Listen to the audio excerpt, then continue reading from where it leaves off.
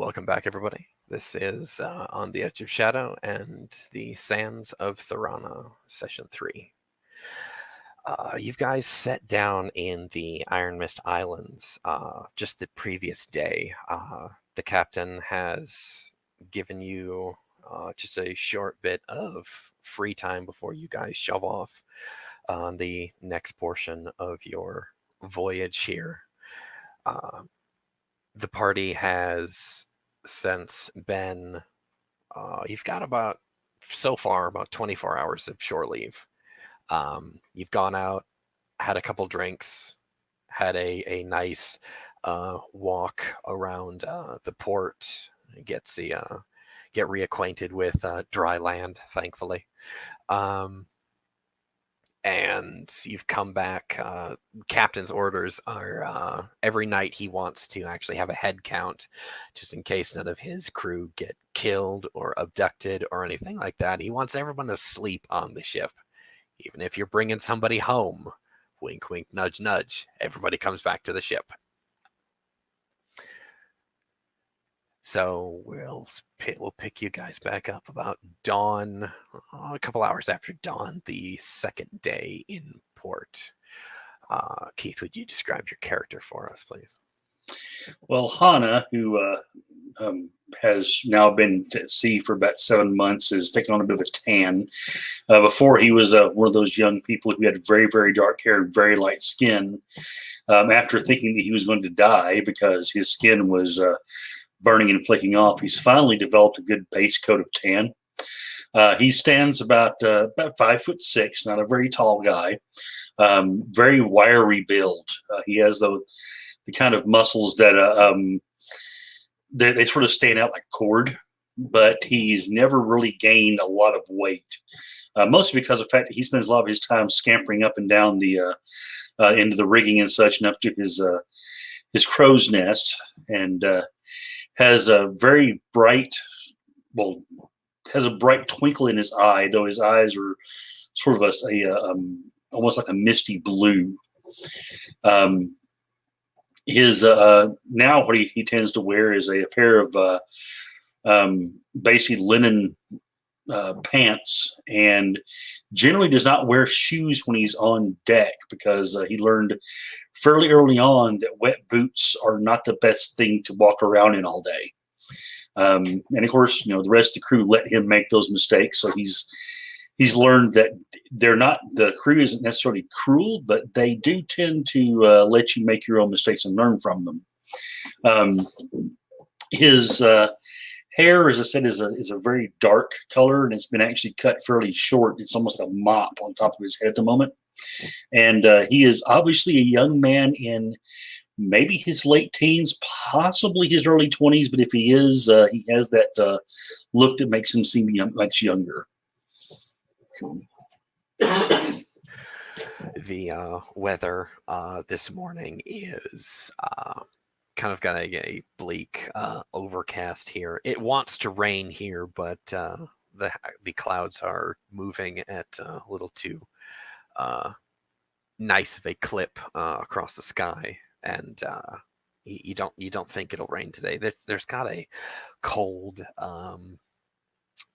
Denmark like biting wind these days. It's kind of whipping what loose cloth that you have around your persons, kind of about your person there.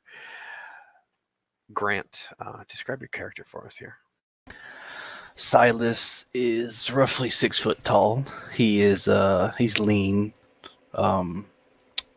but he's very toned, but there's not a lot on him. He's basically just muscle and bone. He is Italian. He has long black hair, pitch black hair. He keeps himself clean shaven for the most part when he can help it. He wears cured animal hide, some furs, and roughly cured leather, and some moccasins, which he also tends to go barefoot when they're out in open sea, even if he's manning the oars most of the day, water will get in there, and it is not good having your feet soaked in boots for, 18 hours or so. Um, but he keeps to himself. I mean, he is friendly, to his compatriots, but he keeps to himself mostly. He's very mysterious, and I guess in a way, he's not very talkative. He lets his actions do most of the talking, and he has a dark green, like a coarse like wool blindfold that he keeps on almost all the time. Matches the same color as his cloak. Um, but yeah, that's Silas. Over the past 7 months, Silas has been kind of taken in, uh, probably more it's probably more natural for the Ateans, the rest of the Ateans of the crew, to take in one of their own, and instead of showing kindness to a foreigner, as they are a pretty superstitious and xenophobic people. Yet, uh, it's common knowledge that they trust the captain and they trust the first mate, which you guys actually have not met the first mate yet. We have no idea where the hell he's at. Um, and the rest of the officers of the ship are indeed Ateans themselves. They are quite happy to speak in your own alien tongue to you, especially in private moments or not. The Ateans tend to take to each other, even so, or so, even if you are of tribal birth as opposed to foreign birth. Uh, Only two others, I believe, that I've said that are actually tribal born, besides yourself here on this ship, and that camaraderie certainly does seep into you. Um,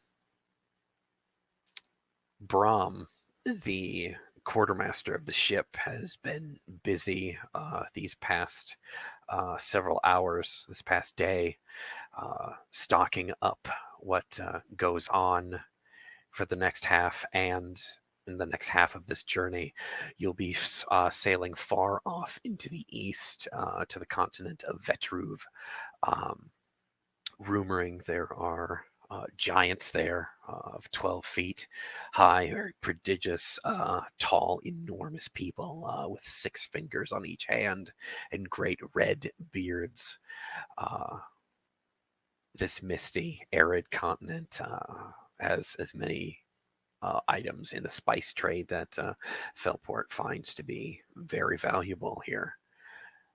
But a voyage from the Ironmist Islands straight, if, well, the gods be with you, if it is straight and you do not get blown off course by a cold northern sea storm, it's close to a cycle and a half one way. It's far off there, and you are being two virgins upon the sea here. It may be foolhardy to voyage off that far. Possibly, what happens if you get blown off course and find yourselves in the belly of some great sea beast?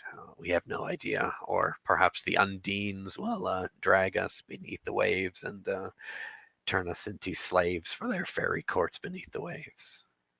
Such superstitions come to you, but for some strange reason, the Yathites, the Ateans, and the other Arborians of the crew, they're not fazed by any of these superstitions. A couple hours after breakfast, you are about your work, your chores for the day. An Arborian walks onto the ship, basically like he owns the place, and a couple of the crew kind of look up, and they just nod at him. He just waves and smiles, And Hannah, you catch this Arborian's eyes. He is about he's about 6'2", rather tall for an Arborian. His bark skin is of a black pine. Clearly, is descended from a dryad of that variation, and his eyes. Unlike most pureblood Arborians, his eyes are a bright red with flecks of gold in there, and he just smiles at you.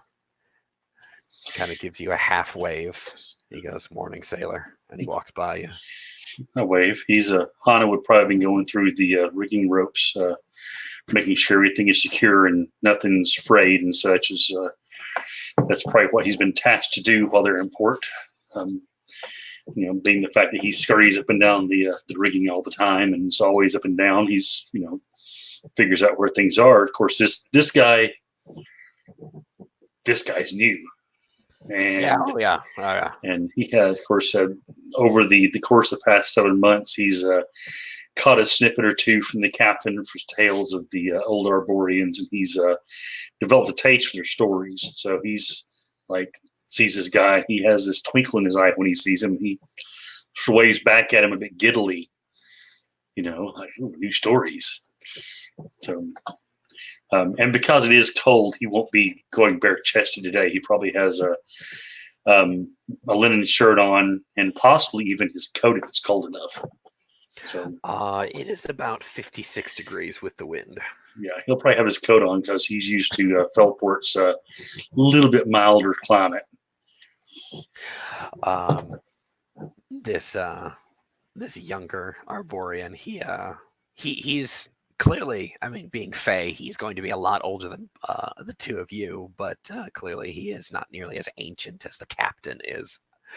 And he walks into the captain's cabin, again, like he owns the place. And you hear the captain call. The door opens and conversation starts. And he's, "Oh, Balian, you're back. And how was your trip to the click?" And the door closes behind him, muffling the rest of the conversation.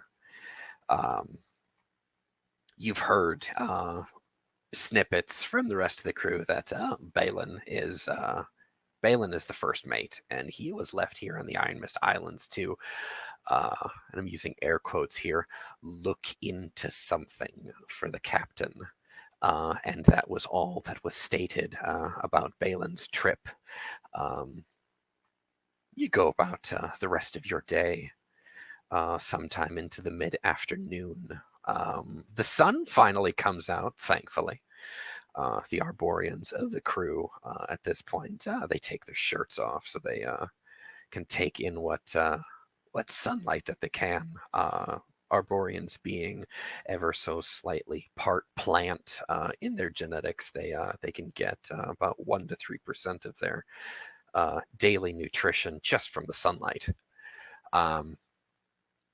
It's not uncommon when you're out to sea that the Arborians go shirtless, and they work throughout their day too, and they eat fewer of the ship's rations as they somewhat photosynthesize and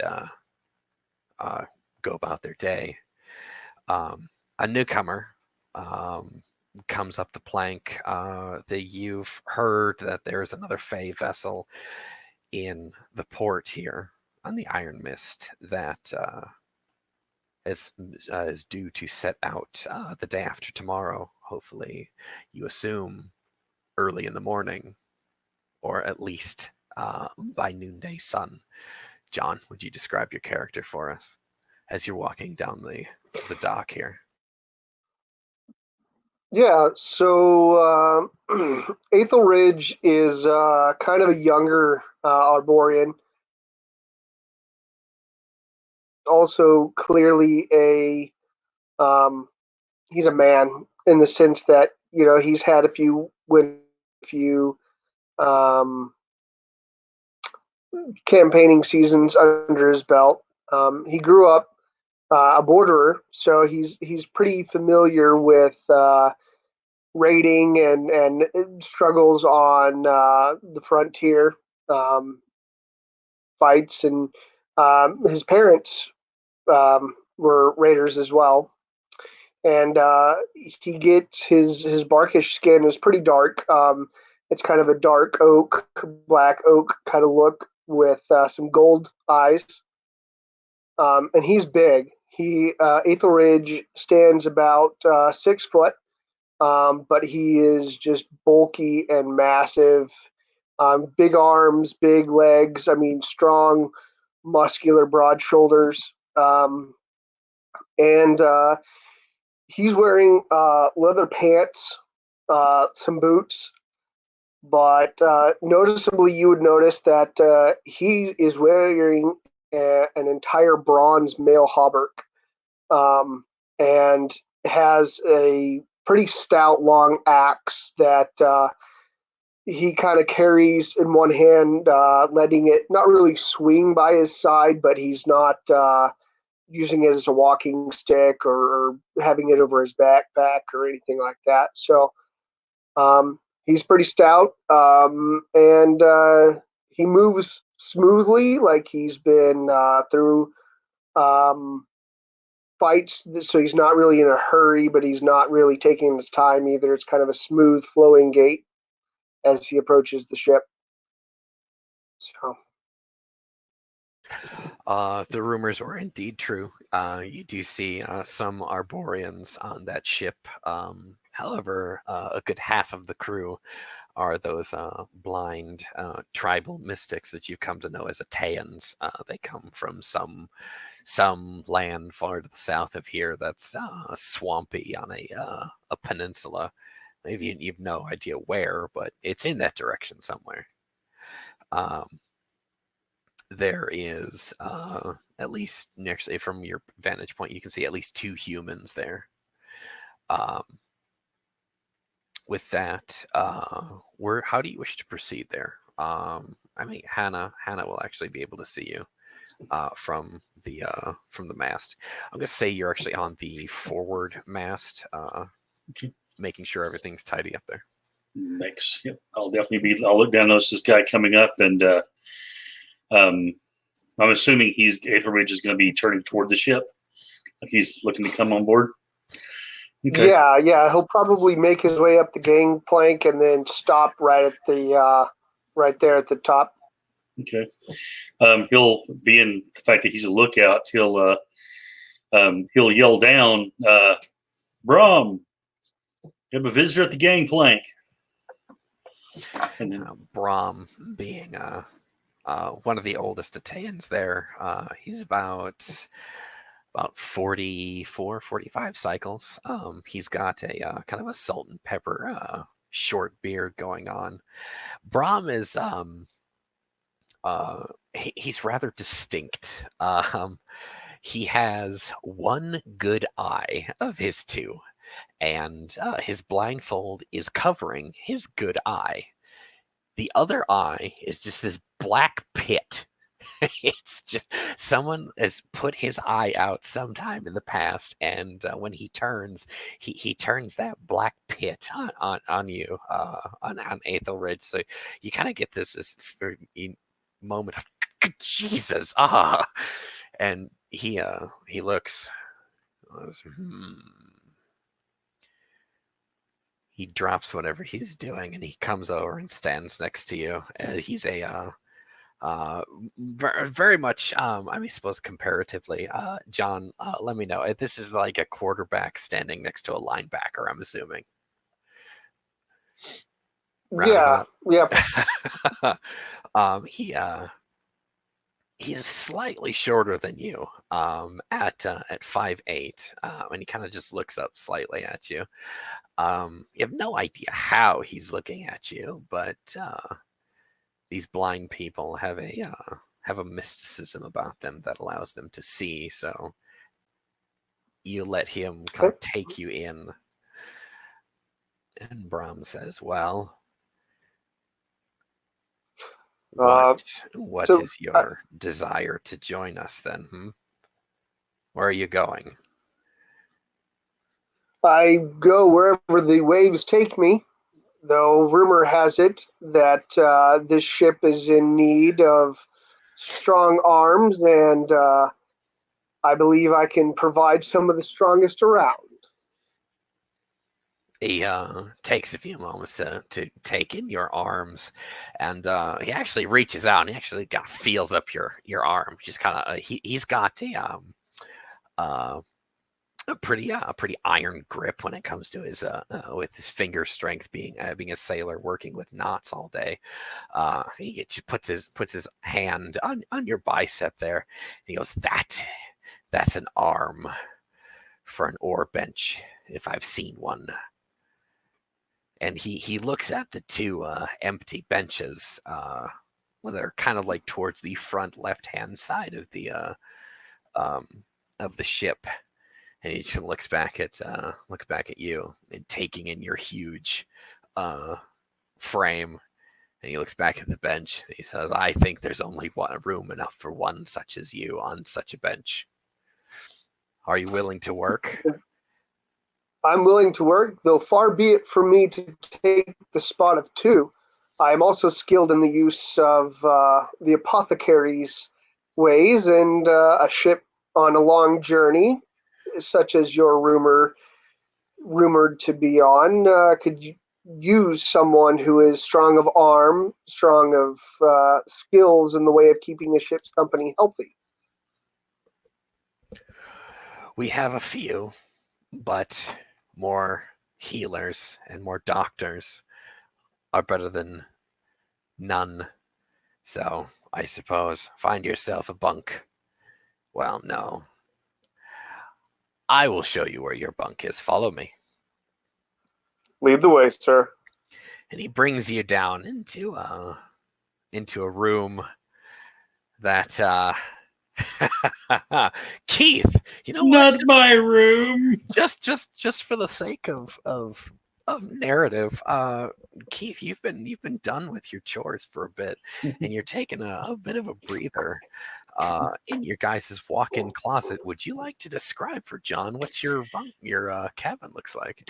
So our luxurious cabin for this voyage is an actual little part of the hold where they generally store ale barrels and things like that in a net above the floor, suspended next to this swinging mass of metal and wood and fluid is one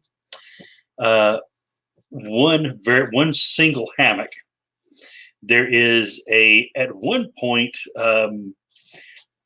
rather a sad little bunk that is really more than a small frame with some reeds and such thrown across it. Beneath that, as a actual bunk, and then there's a spot on the floor next to it that's maybe a foot and a half wide. And this entire thing is maybe 4 feet wide by about 7 feet deep, of which it's a walk-in closet. about a quarter of it is barrels. So it's not very. It is. Let's find a place where we can actually put someone in, and then they won't quite fit. We have two choices: either use a lever to push them in there, or lop off their legs. One of the two. So we've learned to curl up in there, and he will be. Since the other occupants aren't here at the moment, he'll be in the hammock because he never gets to sleep in the hammock. So, and he probably he would be looking at a book at this moment. So yeah, Brom opens up the door and he says, "Welcome to your new abode." New what? As he looks up from his book. This is your new bunkmate, and wherever the hell Silas is. He looks over and he says, "Lads can make good use of this space. There won't be any left, Brom." Well, either we toss your filthy muck into the drink, or we toss someone else into the drink once we're out to sea, and then you guys can have a larger cabin. As it sits right now, This is what we have. Until the Besides, rest of our passengers get off at the next stop on Vetruve or at the port of Farpoint, this is kind of how we're going to be doing things. And he kind of like shoots you this smile that says, "Yeah, I know I'm an asshole," but he closes the door behind you, leaving the three of you there alone in this room.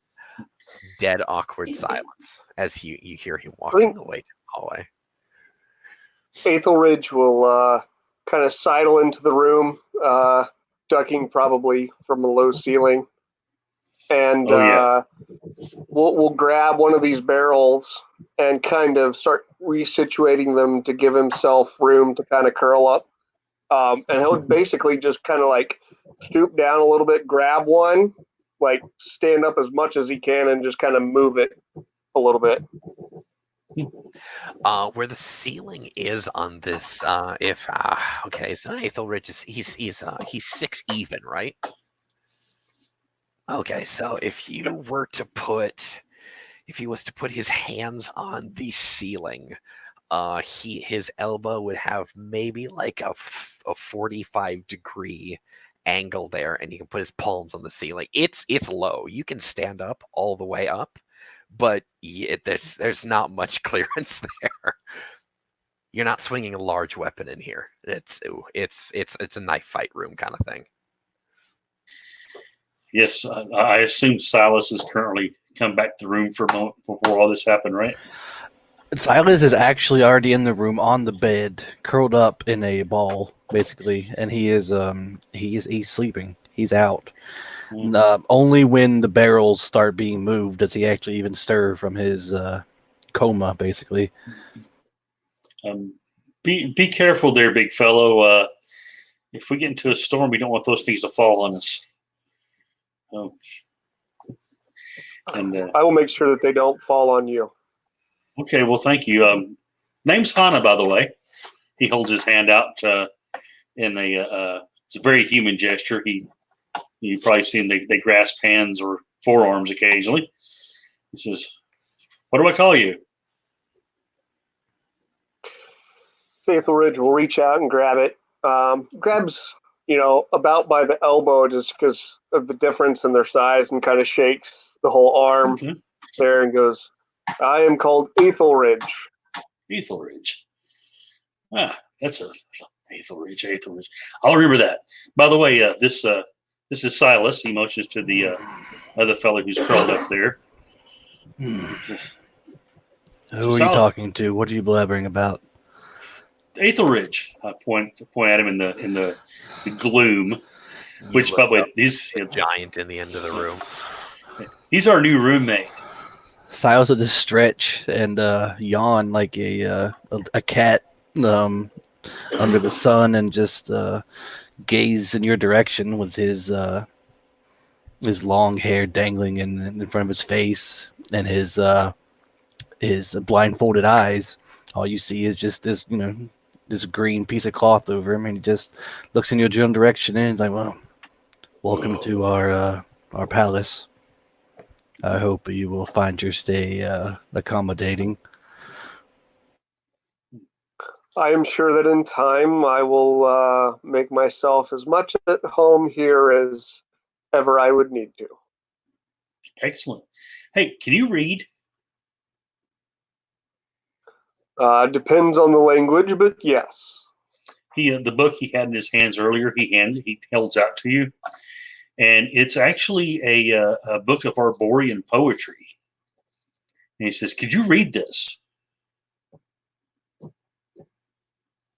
And Aethelridge will gently take the book, kind of pop open the door, and we'll start reading it in Feywise out loud. Okay. Yes, he can. as soon as you do, Hana's mouth falls open. And he just gets this look. It's obvious he can't understand the actual words you're speaking. But he says, "You're the first person who's read some of that for me." The captain just looked at me and laughed. So I've been trying to puzzle it out, but the squiggly lines and dots. Captain's humor. So Yeah, so I've heard stories about he sort of hops out of his hammock now and definitely avoids Silas's form on the cot, though it seems like he has a twist awkwardly, but it seems like this is something he's done a lot. And he says, have you ever heard stories of Corwin, the great Corwin? Saint Corwin? Yeah. Yeah. You know. Aethelridge would. There's not very few children who grow up in Corey who are not familiar with the Saint of Great Storms. Who is not familiar with the great Corwin? You'd be surprised. There's a lot who aren't.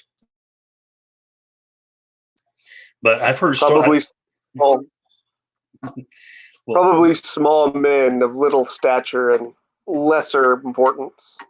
probably. But I said my father, when I was a child, used to read stories to me and my brother. And I've always wanted to go to the places where Corwin went and hear stories about him and such. And I thought this book originally, when I picked it up, had stories about it. But, well, when you pick up a book from a book merchant, and, well, there are reasons I couldn't ask the book merchant about it. But that's not really important. I thought maybe it was stories about Corwin again because it had the right symbols and stuff on it. But I've never really learned how to actually read that stuff. Could you teach me? I believe that I could do this if your heart is true. Oh, my heart's very true. Extremely true. Should that take a deception roll, Ray? Yeah, you're a lying sack of shit. Of course I am. As far as heart being true, let me see here real quick. Let's see. That's going to be a 12.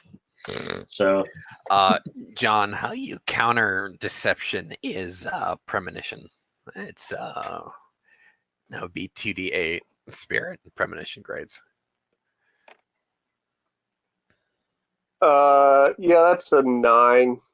Yeah, so apparently, I mean, yeah, he's being pretty forthcoming with you. very, very innocent young man. Yeah. So, yeah, never done anything bad ever.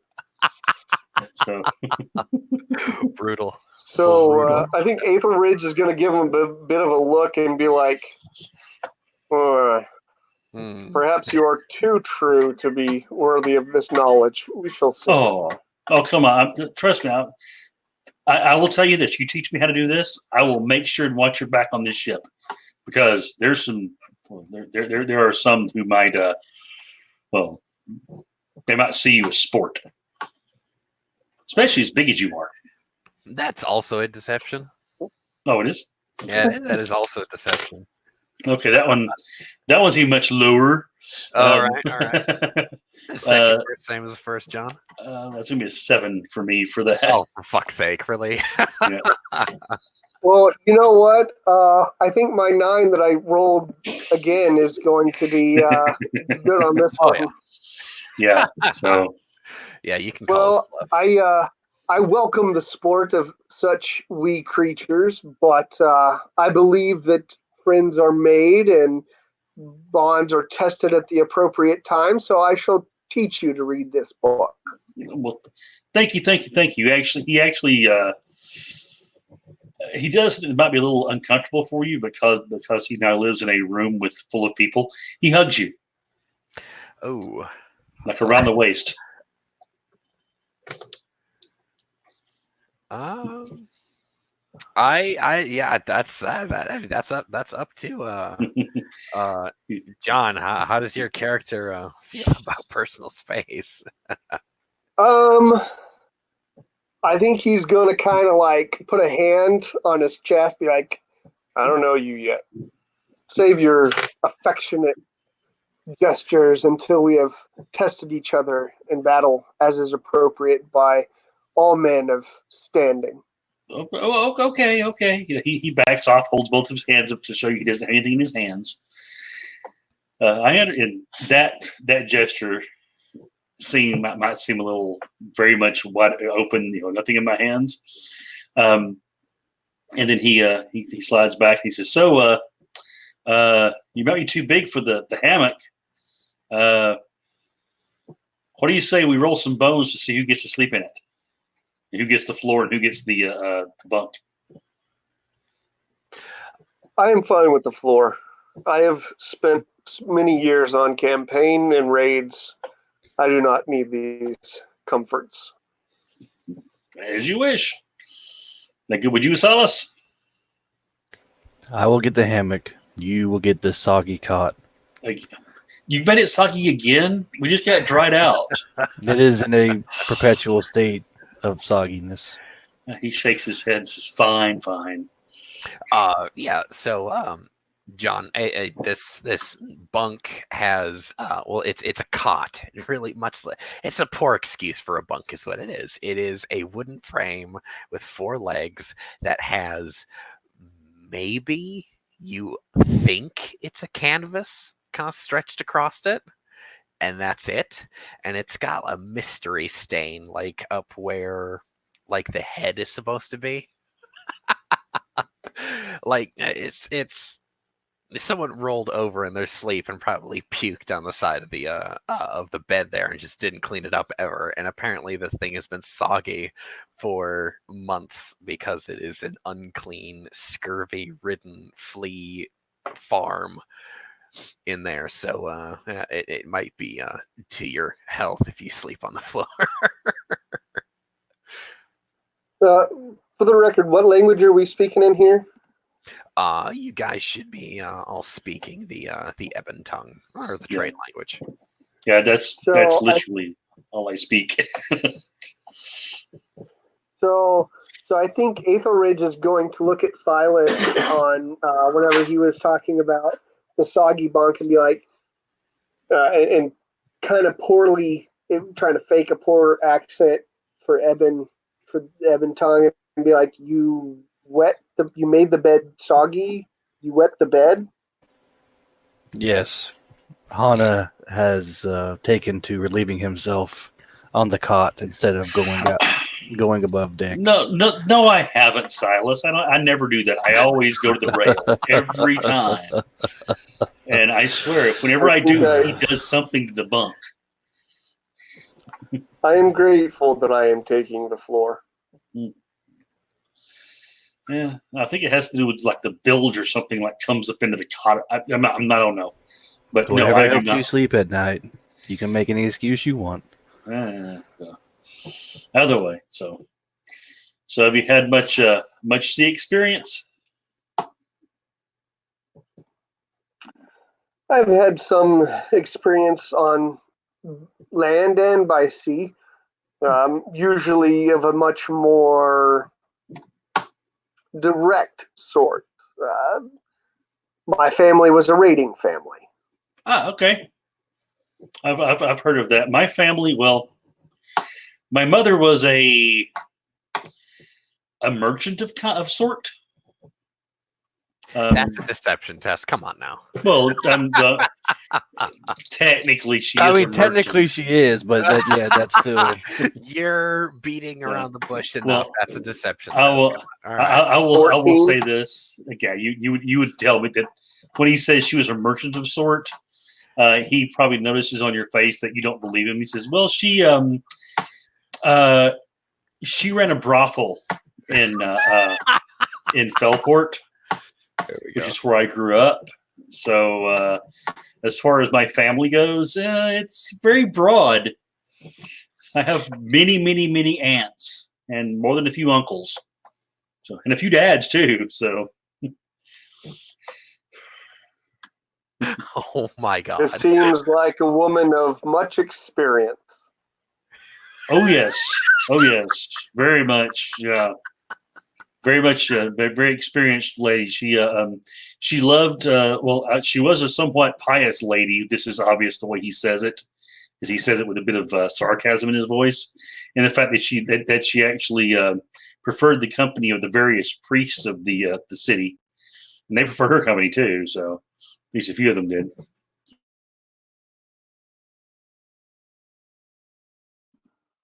Yeah, I think Aethelridge would just nod and kind of not say anything and just go back to moving some barrels and making room for himself.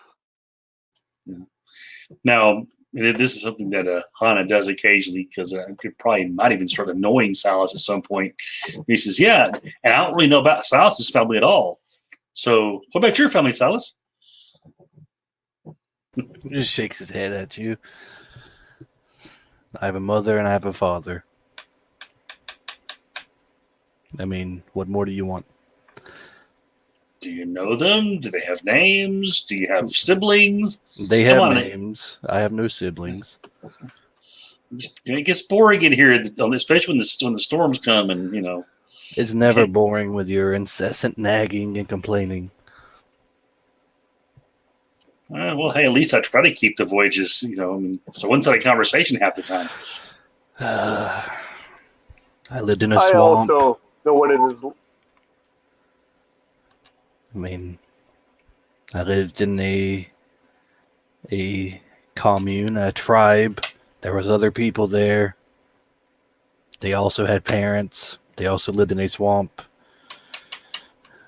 When a mom and a dad love each other, they you get what I'm getting at. Just stop with your incessant questioning on it. I can't take it anymore. Pester's a new guy. Okay, Silas, that's fine. He sort of leans forward conspiratorially toward Aethelridge and says, "Now I know I grew up in a swamp. Something new every day." Well, I will add to your growing burden of knowledge. I have a brother who is a smith. And we have a small bet to see who can return home with the greater part of the loot. Well, we've so far we haven't seen much except for here.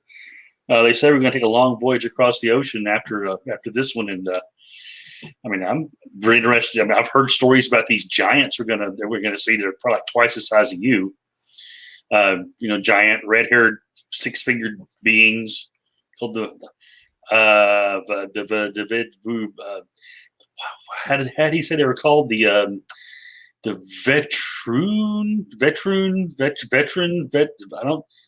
Vetruve, the Vetruve, yeah. So I shall find these foes worthy, I hope. Oh, from what I hear, yeah, because I mean, the tales they tell in the in the taverns around here, truly unbelievable. I mean, I've seen some crazy things in my life, ogres and such, but these Vetruves, they sound like they're really formidable. You ever seen a Vetruve, Silas? Yeah.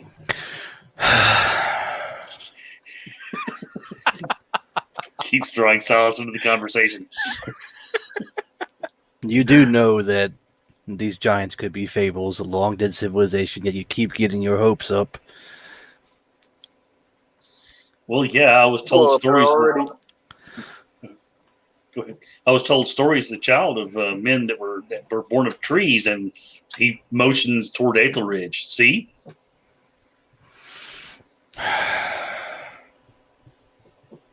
I don't. If they're already dead, though.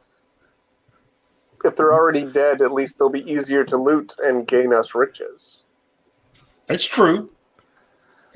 But what if they're dead and Necromancer has come around and made them not dead now? I've heard stories of that too. Those are horrible. I'm sure it wouldn't be a booming trade if necromancers had an army of undead giants. I mean, you never know. Maybe they can't come. Maybe giant skeletons can't swim because they don't have any fat, so they just fall to the bottom of the ocean and get stuck in the mud. That's why we haven't seen any of them yet. You are 100%. And who would be doing the trading? Well, that's true. Yeah, I mean, who would trade with someone whose best friend was a dead guy? My best friend's going to be a dead guy if he doesn't shut up soon. He just Silas? says, smirking I'm at sorry. you. Etheridge, I have a best friend now. I'm so excited. No, by all the gods, My please. condolences.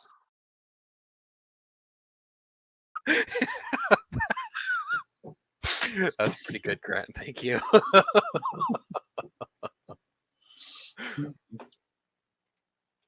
Aren't we supposed to have shore leave? Why are you still cooped up in this palace of ours? Well, I haven't figured out how to open the door yet because we now have a pretty big person who's in here. That can we even open the door with him in here now? At need be, I will make a new door. Be careful which wall you use to make, or sorry, which bulkhead you use to make a door in, because one of them leads to the sea. We don't want a door there. I said nothing of cutting a new door. I do not wish to have to pay for damages to the ship. Good idea. So he'll attempt to squeeze past Etheridge to the door, and it probably has a little wooden or little rope that goes around a peg for a latch, and he pops it off and slides out into the corridor. It's very podunk. It's exactly that way. Yeah.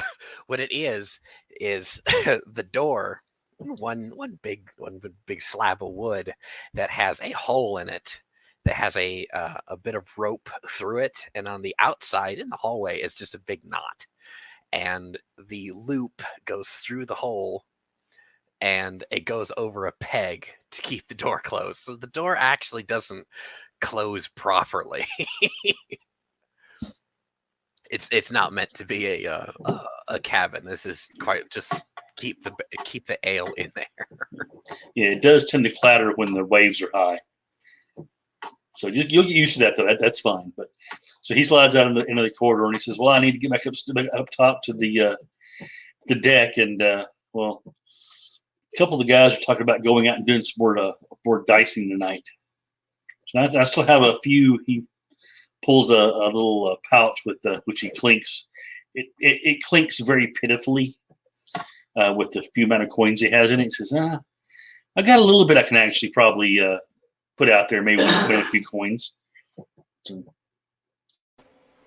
Silas will also get up and leave the room and stretch when he's able to.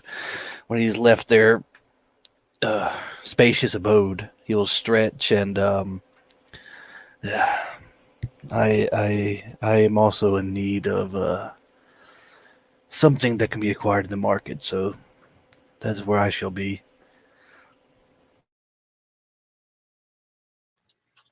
I think Aethelridge will just kind of stand there, and he won't really move, but he won't block the way when they try and go around him. And he'll just put his bags down, but he'll take his axe with him, and he'll just follow them because he doesn't really have anything else to do or anywhere else to be. So that seems to delight Hana, the fact that you're actually following them.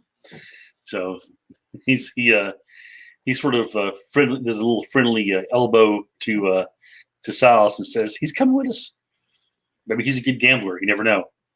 But hey, if nothing else, at least if that guy's accusing me of cheating again, I got somebody back here to make him think it twice about throwing me out, because I wasn't cheating. You were cheating. No, it wasn't. Anyone could see." It was. And Silas just cracks a small smile. No, it wasn't. That was by be a 16 deception. But he says, "No, I wasn't. I wasn't that cheating. Is a pitiful lie. I wasn't cheating at all. I was just. I mean, yeah. Okay, so their dice happens to have a certain ridge on one face that, when you flick it just right, makes it come up to the bird. So you always bet for the bird, and boom, it always comes up. That's not my fault. Work my dice. So. Uh-huh. Well, it weren't. I mean, What do you expect? Man, if they give me an advantage, but I'm not supposed to use it? Sometimes it's better not to and keep your head. Well, I guess that's true. So, yeah. This is competition against other people, yes? Oh, yes. So, Then it is a fool who does not take advantage that is presented to him. see, Silas, he agrees. Yeah. Well, I'm sure the two of you will clear the tavern. You will have pouches upon pouches of coin by the night. Well, I doubt that. These people aren't very rich. But we'll make at least a few interesting things out of it. So, He does the gambling. I will watch his back. as he gets to the up to the deck and starts walking toward the gangplank, you notice he goes through and checks a few different positions on his body, as if he's making sure something's there. And he does pull one bronze dagger out, looks at it, tests the point, and puts it back into a sheath that sits inside the belt on his left side. You also notice this guy's left-handed, which is a little odd for most Odin folk. Most of them are right-handed, so he may have some fey blood in him from way back. But he dances off the gangway, and out into the dock, and waits for his companions to follow. Before you actually get across the ship there, you guys do notice that Zakiti is out at her usual spot at the upper deck, poring over some papers. And to describe Zakiti for John, as the rest of you know, you've never seen a specimen of her stature. She's of a species that is completely alien, to you as well as this world. She is 5'0", just 5 foot even, barefoot, short little thing. She is white as virgin snow, and her hair is kind of like that same shade of light gray that it's like storm clouds that want to rain, but they don't quite have enough precipitation in there, so it's kind of like this pastel silver gray to it. Her features, her facial features, she's strikingly beautiful. In regards to mechanics, I suppose you'd probably put her at about 7 or 8 grades of allure. She is absolutely beautiful. In regards to age, she is, if you could put her in human years or human cycles, she's maybe 17, maybe 18 cycles. She's very youthful looking. Her facial features are angular and almost East Asian or possibly Japanese in some form or fashion. Where her ears should be on her skull, they're not ears as say long-tipped fey ears or kind of the round shell-like shape of human ears. They look like the bony growths of, say, like a dragon's frill on either side of her head. That she has a kind of looks like an orchid, an exotic flower kind of like tucked in behind one of them, like some girls would wear flowers in their hair. And she kind of like half bent over this desk she's at, and the captain is speaking with Balin, kind of in hushed tones. She's about 5-6 feet away from them on the upper deck. About like 8 feet above you guys and to your left. She has kind of like a silvery kind of like an ocean blue gray eye color to her. She's not wearing any makeup, so to speak, but her eyebrows, her eyelashes are both black, so they stick out against her pale complexion. She is clad in furs, mostly furs like elk, bear, like a winter wolf. She is quite literally bundled up. Whatever she is, she looks bigger than she actually is in her frame. Her hands and her face kind of give away that she's a lot tinier. The crew has definitely bundled her up in many layers to keep her warm in this cold as hell climate. But she is the flower of this crew, and everyone else is kind of rough and salty like the sea, and kind of jagged in the way that pirates are. She is quite literally the crown jewel of this vessel, and you catch a glimpse of her as she's going over her materials as you guys are trying to leave. Kind of just throws a wave her away, sort of a little jaunty good morning, though he does not approach her. But he always at least tries to say hi when he sees her. You've come to realize that she actually doesn't speak the local language. If she does try to, it's very broken. Her syntax is wrong. It's like speaking to a child. So she's learning, but she doesn't.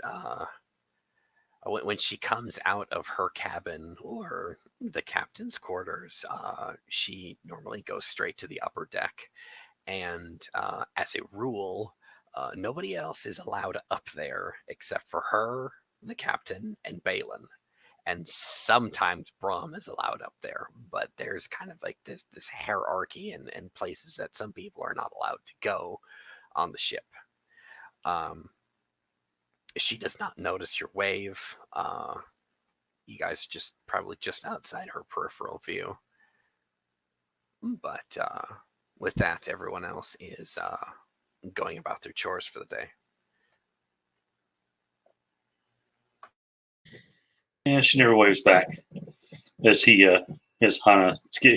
It seems just for a moment as if he's like, oh, she never waves back. And then he just, oh well, and skips off the edge of the boat onto the gangway and down to the dry land. So Silas, he doesn't hardly ever wave at her. He's very wary of her and keeps his distance because he doesn't understand what she is or exactly why she's here. All he knows is that she is a coveted treasure and that he's still very wary of her. So he just kind of just always just goes past her and let Hana do his friendly thing while he just always watches her.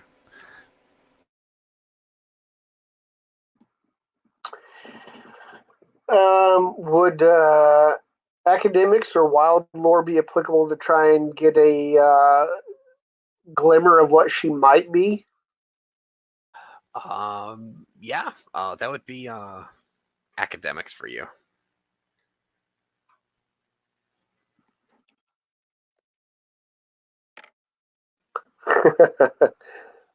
Seven. Seven total. Yeah, no, you've no idea. She's clearly a foreigner of some land, probably an ancient race of people. I have no idea what the hell they're called or where they come from. Just not here. Right. Right. Yeah. Aethelridge doesn't know anything about what's going on, so he's just going to follow the other people. So, you guys find yourselves. I believe, what was the tavern from yesterday? I didn't write it down. Shame on me. Shame on me. I don't think we ever actually gave it a name. It was like tavern. No, it was like mini. It's like a dagger or something, like mini armed dagger or some. Oh Something yes, like that. many armed dagger. There we go. There we Okay, go. yeah. Thank you. Because I wrote it down and then I moved my notepad and then I have no idea where that notepad went now. My notes are right here. So yeah, the many armed dagger. It's famed for its rather potent red ale. As the Ebon folk are a grain and fish people. There's a lot of rice. There's a lot of barley and elkhorn based foods here, as well as a lot of eel and a lot of sea bass. Those of you who do not like fish, this is not a place to be in the world. Good thing is that they have you can eat all day for 7 silver. Right? On the islands here, you actually have to get a writ approved by the king to actually go and hunt the stag, because the stag is the symbol of the crown here on the islands, and to kill a deer is punishable by death. So it's they here the Geats, the Geatish folk will say they kind of see as venison is poaching. Oh, you go ahead and kill a hart, or you kill a stag. Oh, that clearly means that you're having a go at the royal family, and you're clearly an enemy. So yeah, we're not going to have any of that. But boar here is those goddamn pigs. The pigs are the wild pigs of the forest are the symbol of the enemy, the ancestral enemy here. It was a clan that the crown had beaten some hundreds of cycles previously. That and their sigil was boar. So you can hunt as many boar as you want to extinction if need be, but they do not like these people. But the eel stew as well as the eel fillets are good and flowing this evening with prodigious amounts of alcohol. Um, there is a few games of dice going on at this time. It's about 8 o'clock in the evening. Some of the fishermen have started up early. Um, the floor is yours if you wish to partake in such a thing. Silas he wants to buy some salted meat or dried meat, smoked meat. Anything that's not fish, chicken, pig, he doesn't care, but he wants to get some like salted dried meat so he can take back to the ship and nibble on that whenever he's had enough of the the shit that he eats on the out at sea. Pickles and hard-boiled eggs for dinner. Yeah, and then he wouldn't mind having some anything, chicken, pork, anything besides pickles and eggs. You can take a grouse home for about 4 silver, or you can get a haunch of a boar for 20. Well, I don't have 20 silver, so it seems like I'm not getting that.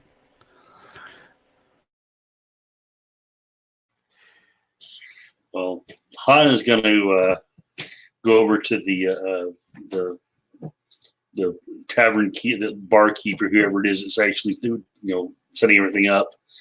Pay his 7 silver, giving him a total of 3 left, and get himself a nice big mug of the local brew and a bowl of the soup, which he does not seem to have a problem with at all, being the fact that he grew up eating this kind of stuff.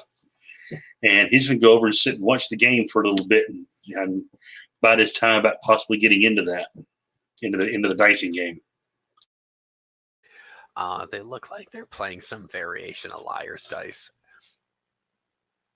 When you 3 find a table, a couple of barmaids bring some cheese, some bread, and maybe a bit of pheasant over, because Well, I suppose maybe they're trying to flirt with you guys, or maybe they're not. They're some pretty common-looking scullery maids trying to drum up proposition for a husband per se, which is a geetish fashion that may be a little odd for you city folk. But when you get settled into this table, somebody sets up a game of king's cards, which is this world's variation of blackjack.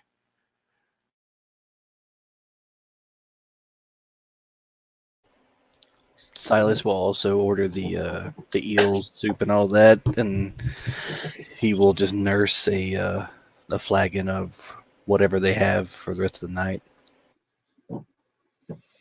Well, Hannah's definitely not nursing. He finishes his first mug off fairly quickly. The second one he's a little slower on because he's learned that their local brew is a little stronger than what he was used to back home. But he's eyeing the two different games and thinking to himself which one he could possibly get into and might actually have a chance of winning. So with his 3 coins. I'm gonna need a conditioning test from Hannah if he's gonna be throwing back ale. Is Aethelridge gonna get in on this drinking and merriment, or is he gonna be pretty cautious about it? There is a pitcher on the table. Yeah, he's not gonna pay for anything. But when the ladies bring over stuff, he's gonna try and slip some of the pheasant, like meat, into one of his leather bags that he's got hooked to his belt. And that would be a stealth roll of 12. Okay, yeah, they're not paying attention. They're kind of the gals are pretty busy tonight. Either they're not paying attention or they don't mind. But Keith, that 2 people within like the first 20 minutes of you watching that game of King's Cards, 2 people get shut out of the game. So that one's got a little bit more traffic on it. So what is the buy-in for it? Is it like, are they playing for coppers? Are they playing for silvers? Or it's 5 silver right now for their game buy-in right now. and he looks at his 3 and shakes his head. Only have 3 left. So Well, you've got 2 of your lads there. If they have spare coinage, that game of King's Cards, that pile in the middle is getting pretty damn big. There's about a medium-sized purse there in the middle that someone just kind of shunk down, and you're like, oh my, that looks heavy. That sounds heavy. A quick count here from across the way. There's at least 14-ish gold coins there, maybe like a handful of silver. he leans over towards Silas and says, "You want to buy in?" Silas just takes out his pouch and opens it and just drops exactly 2 silver coins on the table, and it says, "If you win, I take half." Okay. He scoops those up and Aethelridge would also pull out a pouch and would offer 1 silver.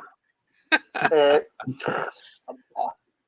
would I'm offer sorry, a you're not silver. that poor. I apologize. No, I'm not that poor. Would offer 1 silver and say if Silas and I both offer a silver, we split it 3 ways. okay. So, Okay, I take 1 of my silver back from Hana then. Sticky fingers, Hana. He'd take all 3 of the goddamn coins. Come Yeah, on. I go to take it, it's already gone, and he's like, "What silver? What are you talking about?" in a second, I'll tell you if that's the case or not. That's a 16 on a burglary check. Yeah, so it certainly is the fucking case, man, dick. Anyway, yeah. So he goes over and flops down the 5 silver and says, "I want to play." So, what are the rules? It's oh my god. Me as a person, I'm not terribly familiar with blackjack rules and how we would actually do it in game here, but they'll say just standard by the laws of the realm, which would basically just be Felport. Okay. I see. Well, actually, in character, they just say Overlord's rules, Okay. which is the variation that you're most familiar with. Okay. So no need for a lore test. Okay. No. All right. So that just be streetwise rolls because that is gambling is under streetwise, I guess. It is. Does Hannah have grades in Streetwise? Remember, no, he does not. Oh, you don't know how to play. But that's under. But that's under. Well, I was gonna. Can I do a lore test to see if I know how to play? If I at least heard of it. All right, we're gonna take a few moments to bust Keith's balls here. He's playing a career thief who doesn't have Streetwise. What? There's a reason for that, though, Rafe. He's a young buck. He doesn't really want to be. Get my silverback. No, too late. It's already gone. Oh, shit. And it's gone. Oh no. Actually, let's check something out here. So we do this by the rules here. I've got some cards here somewhere if you want to actually do it. I can look and see. I don't have enough session prep for that. Otherwise, that'd be so great. That's okay. Good. Yeah, let's just. I'll tell you what. Next time we'll do it for the players for the audience next time. How about I just roll dice. You tell me if I won or not. Yeah. Roll a couple of. Cannot use Streetwise. Actually, you can use Streetwise untrained, but in this case, you'll have a -4 penalty. Okay. Oh fuck. Okay. And that's based off cunning, right? Yes, it is based off cunning. All right. So, the dealer deals you in. You get the guy to your right. There's 4 of you here. You're going to be the middle left. So the guy directly to your right, the guy on your far right. The guy far right, he goes ahead and splits. He gets a pretty decent hand, so he actually splits. He does the finger tap on the table when he actually splits. He gets 2 extra cards there, and another guy passes, and you. We'll say you got a. Go ahead and roll it for me. I have an 8. That's with the -4. Oh, okay. You know what? All right. Your cards. You get a 4 and a 7. Okay. And the guy to your left, he goes for a hit, so he gets another card. You got 2 guys to your right. I'm gonna do that too. I'm gonna go for a hit because that's I think I can do this. So yeah, I'll go for another hit. So it's not the roll. Yeah, go for another roll. Okay. All right. I actually have a deck of cards here. I'm doing it right. I'm doing it right now as we're doing Nice. it. I wish I had a camera here for you guys. That's okay. That one's a 7. So 7. All right, here. You got a 5. okay. Ooh, that's a 15. I know, right? Yeah. No. Just pause here. Where's Silas and Aethelridge? Where are you guys? I'm sitting at a table just sipping on my my drink, watching him hopefully not lose all of our money. Oh shit. Okay. I'm also watching. I think I'm going to be standing behind rather than sitting at the table, but standing behind Hannah and watching. Okay. There's a. You're kind of like in the throng of people behind him. It's got a pretty good crowd. A good 20 minutes into this game, since Hannah has sat down, no one gives a damn about that dice game that's been going on nearby. This is the action now. So the 2 guys to Hannah's right have taken their turn. The guy on the far right with the 2 splits, or say with the split, he gets knocked out. So he kind of like, oh shit. He leaves his his coin on the table. He walks off. So there's only 3 of you left now. The guy to your right takes his turn. Now Hannah's turn. Oh, you're What is the guy to the right? What does he have? He has an 18 with his 2 cards. Okay, yeah, so I'm going to have to beat him. I'm going to have to do a hit. The guy to the left of me, what is he showing? He's got a 12. He's got garbage cards, and he's not looking to do good. All right, I'm going to roll here. This is going to determine whether or not I actually go for another card or not. All right. So, ooh, okay. He is going to go for another card because he rolled a 7. Okay, all right. Was it kind of a high or low thing? What you're doing? It was one of the deals where I was thinking to myself, a minimum of an 8 to say it's a bad idea to hit another card. So I hit a 7. So yeah, he's just excited. He wants another card. Okay. So he got a 15. So he's got to have a 6 or below. All right. So you get another card here. Mm-hmm. Ooh, you got a 5. Ooh, yeah, he's gonna stay right there. That's a 20. So he's like, yeah, I want to stay with this. So, the guy to your left, that poor fisherman. His kids are not going to be able to eat this winter. He gets knocked out. He loses his money with a king. He gets 10 over. Oh, he's screwed over. So I look over at the guy with the 18 showing.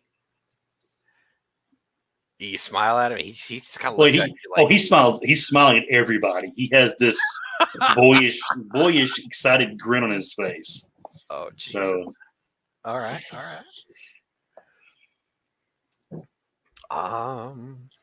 All right. Let's see if we can do this once more here.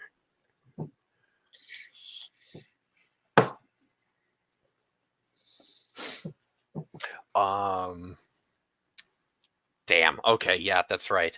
He pulls out a 2 out of nowhere. So he's sitting at a 20 now, and he just kind of looks over at you. He's kind of like a guard of the local village. Like, really? What do you got here? Well, what happens if we tie? Do we split the pot? If we tie. And he just looks over at the dealer and he goes, I don't think we're going to be able to.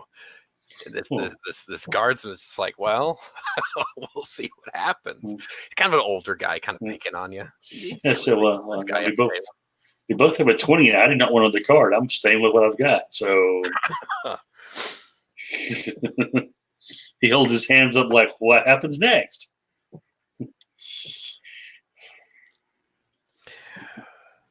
So the dealer turns over his cards there, and he's got a 21. I look over at the guard. I think Aethelridge is gonna be like, I don't think you had those cards. I think you switched some of those cards. This dealer, who is actually one of the tavern maids, just kind of looks up at you like, you what? I saw you switch those cards. You saw no such thing. Hold on just a second. So with a stealth of a 17, he is going to palm a card and say, what's this? And reach down towards like where her seat might be and pull this card up. She is sitting across the way from you. Unless you have gorilla arms, you're not going to be able to do that. Well, okay, gorilla arms. Go gorilla arms. No, he actually he picks up off the floor then and says, what's this though? He puts it up there. He says, this was on the floor down here. I mean, can we have a proper game if all the cards aren't in the deck? If one's on the floor? She points to the cards in the deck that she has, and she points to the card in your hand right now. She goes, "These are black cards. That's a red card. We're not using that deck." Well, then why is it on the floor though? That's confusing. Are you trying to fleece these poor sailors who come into port by doing that? I mean, she looks over at a Sculler Maeve. She goes, "Mary, did you drop a card?" She points to the card in Hannah's hand. I'll hold it up. This young girl just kind of walks over. She snatches that card out of your hand. She goes, "Yes," and she walks off. I don't believe you. Because we don't want to be accused of being. I think you are cheating. Premonition. Your tests. Premonition. Was it bluff? It's 18 for premonition. Are they lying? They are not lying to you. Really? Darn it. No, that was a legit mistake. Oh, well. Sorry, gentlemen, I lost your money. Oh, well, at least I paid for my food first. Wait for some more food to be brought over and some more ale. Oh, God.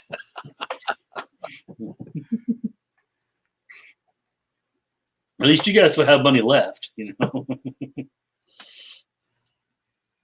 I don't, because Hana didn't give me my 1 silverback. He took it. All right, gentlemen.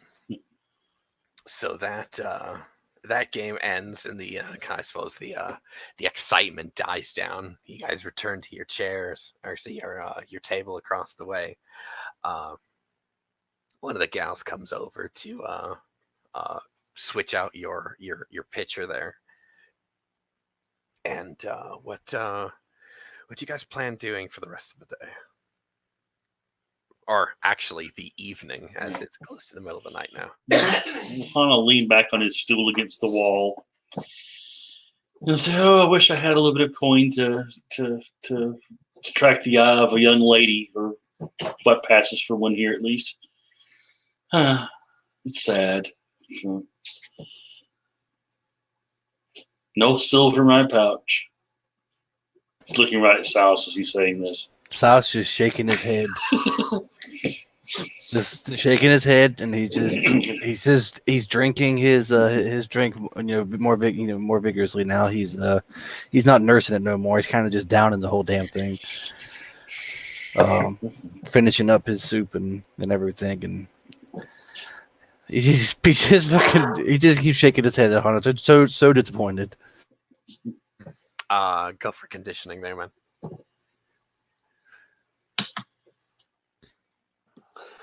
I think Aethelridge would ask if there's a quick way to make any cash other than gambling.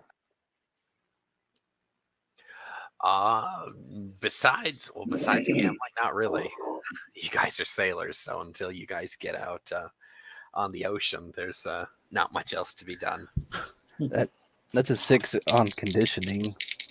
Oh yeah, you're probably starting to feel it now. I'm doing a perception test. I'm sort of looking around the bar and looking for a possible good mark. That's going to be let's see here, perception. That's going to be a 21. You probably set up maybe a third of the bar. Really, oh, okay. As a good mark, because you keep them either fishmongers. Okay. So keep that in mind. But right. Good portion of the bar is good and drunk, and probably not having their wits about them, as people are losing their money left and right for gambling. Huh? Okay. Well, in that case, he's going to Hana's going to get up and go around and start looking at watching some of the games and just sort of seeing if he can get something to stick to his fingers. Actually, Aethelridge is going to be doing the same thing, only he wants to try and basically palm somebody's money sack. And I've got a stealth of 16 here. Okay. Do you does Aethelridge have grades in burglary? No, he just has stealth. Oh, okay. Then you actually cannot. Let's see here. I don't believe that you can use burglary untrained here, but yeah, you can try. It's going to be a hell of a penalty for you. So, well, Okay. What's my penalty? It's -4. Yeah, you can use burglary untrained. Yeah. Okay. Oh, excellent. Okay. So that would be a 12 then. Okay. Yeah. Here, hang on. Yeah, you can palm somebody's purse. Some drunkard at the bar is not paying attention to you at all. Having a drink with the lads, as you know. But yeah, you've got a small purse now. I have a 16 on my burglary check. So, yeah, that's going to be about the same for you. Okay. There's plenty of marks here that that aren't really paying attention. Okay, I'm gonna go over then and use another burglary check. That's going to be a 14 to put the purse on Silas. Oh my god! Okay. And then sit down and say, "Hey, Silas, you look like." Yes, you could probably see if he can catch me, huh? I don't think he's going to. Oh, that's premonition there. Premonition. Beats a 14. Oh, of course it doesn't. No, no, because I don't have any premonition. So, oh no. Yep. Okay, so yeah, he sits down and says, "Hey, is that some money in your pocket, or are you just happy to see me there, Silas?" He'll just look down and pull out the sack of money. He'll just heft it, throw it in the air, catch it, and he'll just he won't look at Hana, but he'll say, "Yeah, that feels about right," and he puts it back on his belt. Beautiful. Okay. He just Hana just sort of after doing that sits back and he obviously got some enjoyment out of that, or he knew the Silas just wasn't going to give him the benefit of being surprised, because it's probably happened quite a bit. At least this time it's not a fish head. Oh. I have a fish head in your pocket. Ew. Yeah. And he wonders why the cot's always soggy and smells of a rancid, rotten, fish. Okay. He'll so he's looking for somebody specifically who might be a little more well-heeled than your average fisherman. Well, that pretty good-looking barmaid who is the dealer there just kind of like made off with a crap ton of money. You have no idea where the hell she's at. Okay, I'm gonna do a perception for her for 15. Yeah, no, she's not here anymore. Oh, darn it.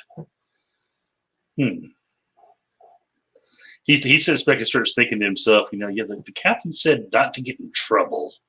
Yeah. But I don't know. Otherwise, he'd come and beat you himself.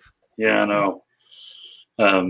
He leans over to Silas and says, that pretty barmaid who was here earlier running the games, she's gone.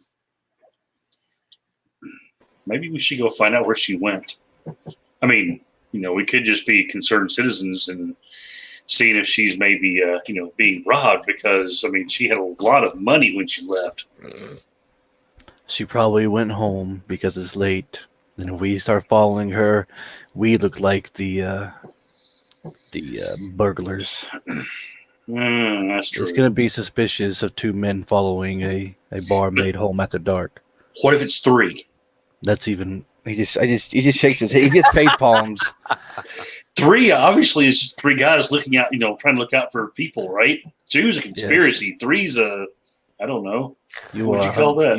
You are right. 3 men menacingly following a young woman home after dark. There's nothing wrong with that. Well, back home it happened all the time. Oh my God. That is a strange experience that your mother must have had. Well, I mean, I grew up in a brothel, so that was not uncommon. Oh my. I don't think the guards are going to take that excuse when they lock us up, or worse. Yeah, that's true. And that one guardsman, is that one guardsman still here, by the way? I'll look around for him. No, he dipped out. Oh, okay. Well, darn shortly after lost a bunch of his money. Yeah, he probably went home with his girlfriend who he was playing with. Uh-huh. Now, if we went looking for the guardsman, that would be different because we're like looking for him because we think he may have been, fleeced of all of his money. Would that work? Looks over to Silas. Why are you so determined to get into trouble? I'm not trying to get in trouble. I'm just trying to find something exciting to do. And there's always things going on at Felports. There's always things to do. You follow this person, you see this interesting person, and you find out what was going on. But here it's like they're all fishermen. You could always Perhaps we should simply go back to the ship and cut our losses. I'm in agreement with the Arborean. The last thing we need is to be fleeced by the captain. Okay, that's true. So, or flayed by the captain, either or.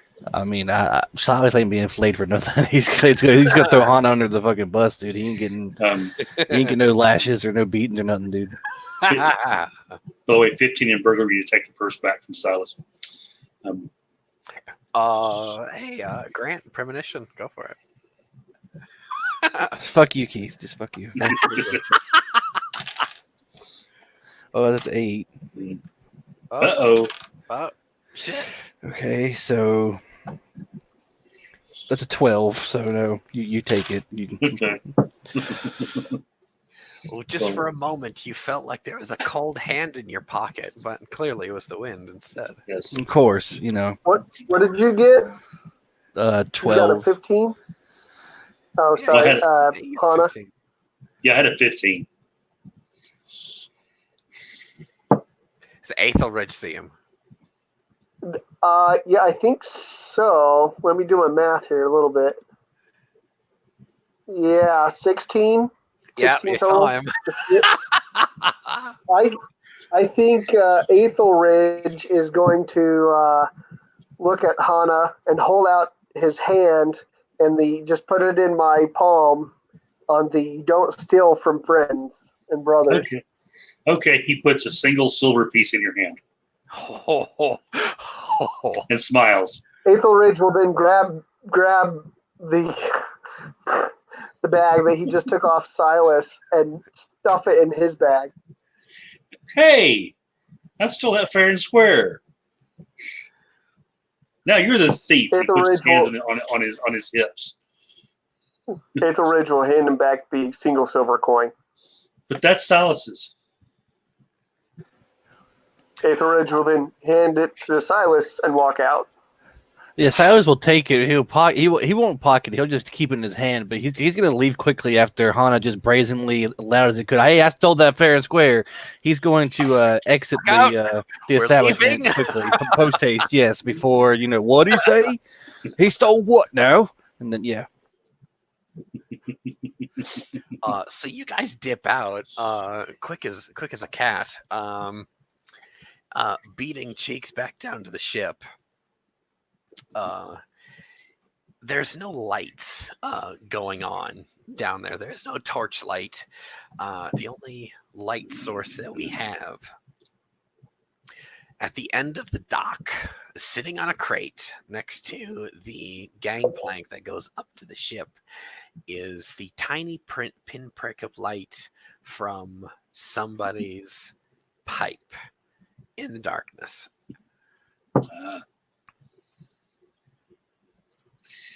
Okay. Of course, that will be, something interesting to look at. Go see who's smoking a pipe. You hear a voice coming from behind this pipe in the trade language saying, you boys have a nice evening rousing the town. Well, we didn't rouse much of anything. We just did some gambling and lost money. I don't believe you, boy, because I seem to have heard the words "I stole that fair and square" coming out of your face. Well, it was just a 6'2" Arborian stands up from his crate and he looks down at you from behind his pipe. He holds his hands up. I was just saying that I was having a little fun with Silas. I would have given it back. That's a deception test. I think Aethelred's just going to take the bag and hand it over. Actually, I'm about to say he probably actually would have given it back. But yeah, 7, 11, deception. That's going to be a 15.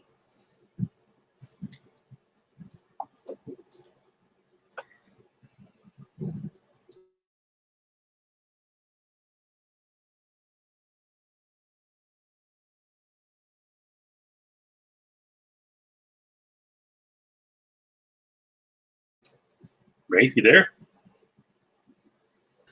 Oh shit, I'm fucking muted. Damn it. All right, cool. So nah, he catches your bluff, and Balin, you've noticed by now that you know whose voice that is. Mm-hmm. He's standing over you. You smell the tobacco smoke, or the pipe tobacco, and he reaches out and he grabs a fistful of your collar, kind of like snatches you up, and he kind of brings you within like a few inches of his church warden, and he goes, "We don't steal from the crew. Give it back." I can't. He motions over to the and points over. Not? I point to the Aether and says, "Because he stole it from me." In the gloom of this pipe, you see his red eyes just glow and glower at you, and he just growls, "Give it back." I can't. Aethelridge has it. He's not talking to you, Keith. Oh. Aethelridge would just still be standing there with the pouch held out in front of him, waiting for somebody to take it. Silas, take your money. I will take my my 1 silver and put it in my pocket. Where's the rest of it? That pouch? It's in the pouch, sir. I've offered it to him twice now. Okay, so they're handing over the entire bag of money. So yeah, Balin, he drops Hana. He just drops him. Hopefully he lands on his feet. Yep. That'll be half rations for the rest of you for a week. Now get on the ship. Yes, sir. He scampers up the gangway. There's something that Balin is actually glowering at in the darkness. He's staring down the dock that you guys came from, and he's kind of if one of you like looks back, I'm gonna say if one of you does, the rest of you don't. You kind of steal back, and you see he's kind of like searching the darkness for something, and he mutters, "We're gonna have to leave in a few hours now." Who was coming up the plank last, we'll say? I think that'd probably be Aethelridge, because he moves smoothly, but he's a big guy, so he'd probably let the others go ahead of him. Kind of slower. Okay. He pauses. He goes, "Is there anyone else here? Is there anyone else of the crew not here yet?" back at the bar. He's kind of like arcing the question to the three of you, but you're the only one who's kind of in earshot. Right. Did I see anybody else at the inn? I don't think we did we?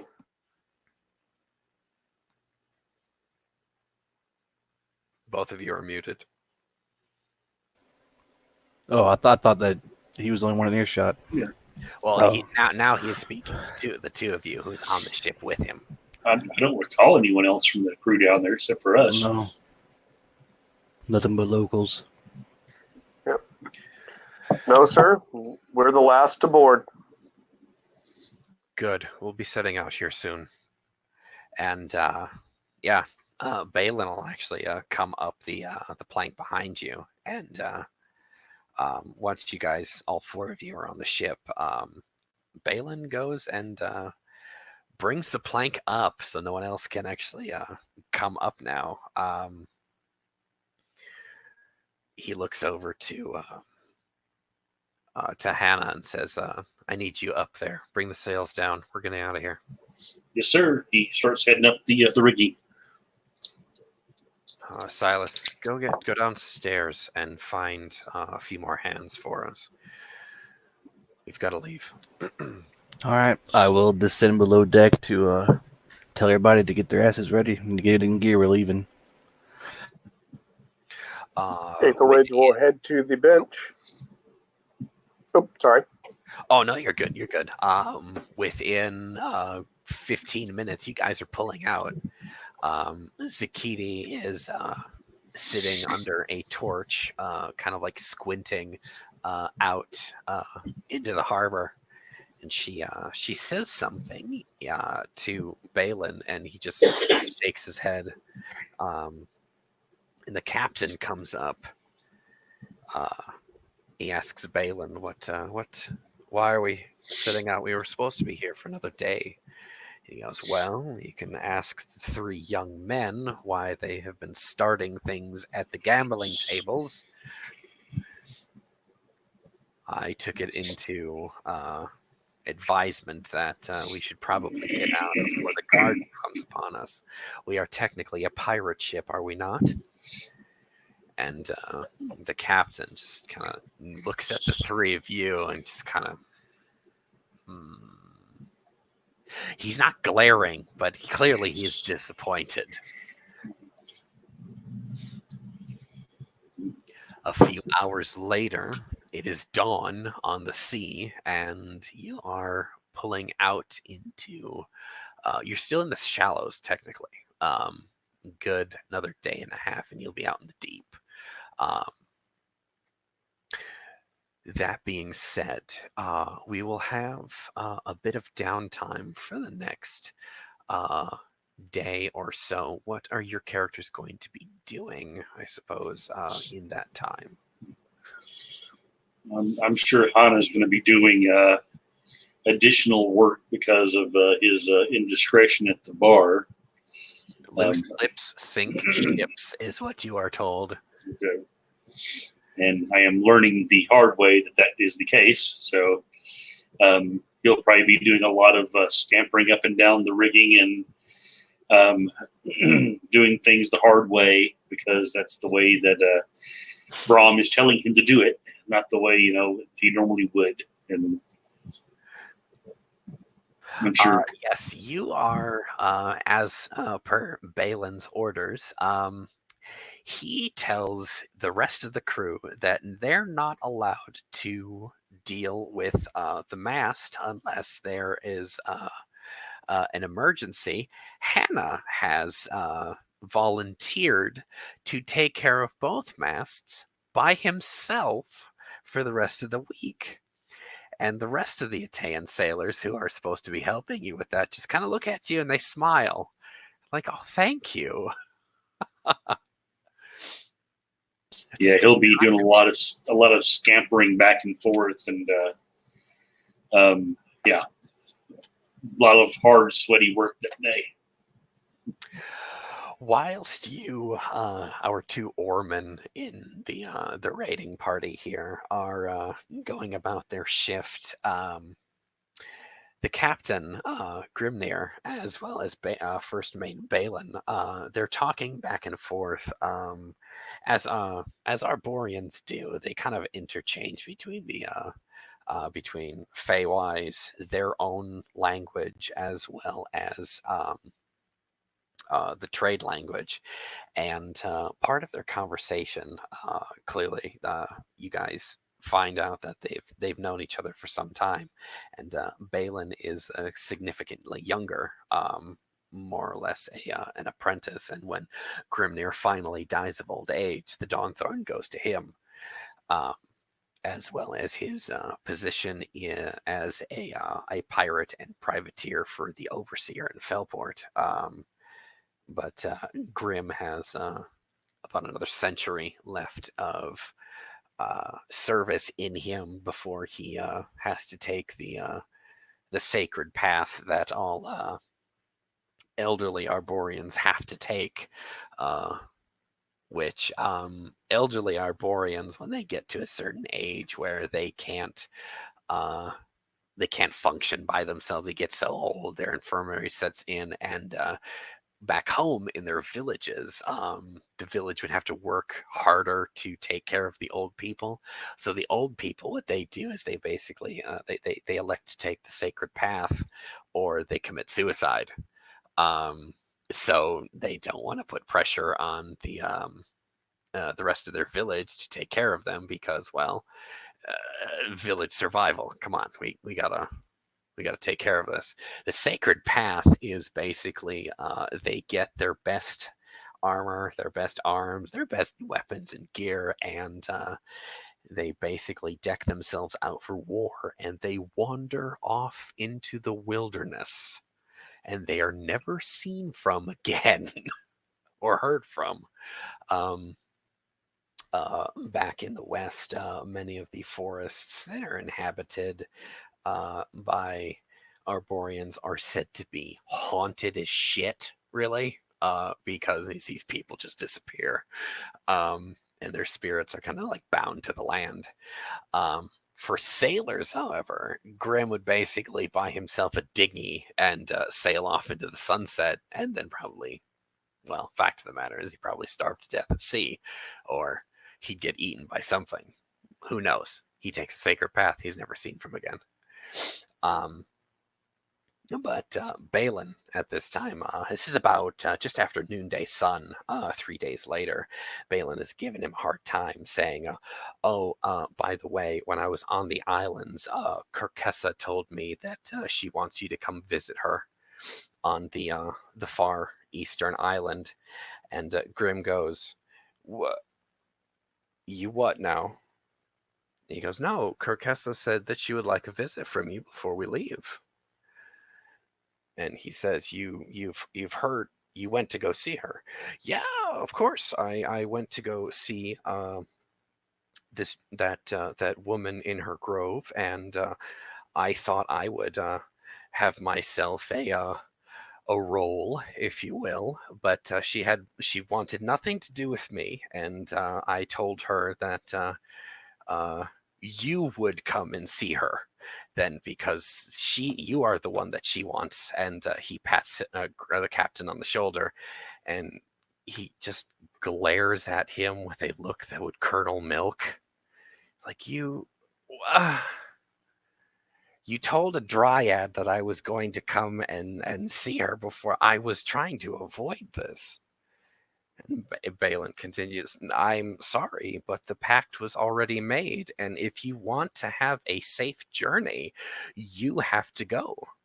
She said the last time you visited her that she planted many healthy trees for you.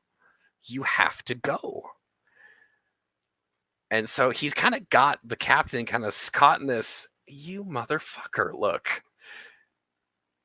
And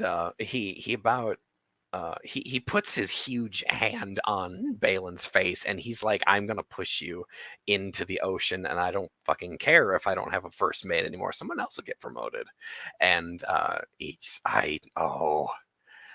too old for this sort of thing. He just walks off. "Oh, she likes older men. That's fine." And a couple of the Arborians of the crew just kind of look over. Oh, of course. And a couple whispers kind of go back. Of course, the captain gets laid, and the rest of us don't. And the the excitement dies down as Hannah is coming down from the rigging for the fourth time, 14th. You've lost count. Yes. For the day. Your feet hurt. You're sitting on the rope, going, "Oh gods, why?" And Balin is standing next to you. He goes, "Well, how are your feet?" They'll survive, sir. So good. I suggest you remember that then. Yes, sir. He's being very, very differential to this fellow. He says, I apologize for overhearing, but sound carries upwards. Why is it that having a conversation with a dryad would be a good thing for us? I don't know all about these selling things. Okay, just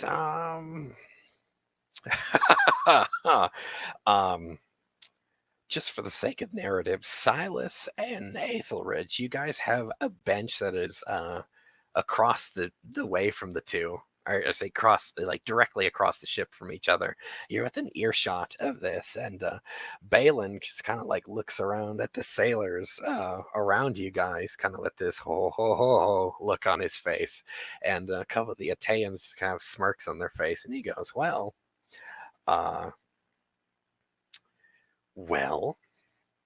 Balin pauses and he looks at the other Arborians in the immediate area, and says, "Well, when a Mame Dryad and a Daddy Arborian love each other very much, they plant many trees." Oh, so not just one. Many trees, yes. Fertile crops, lots of fish, green fields.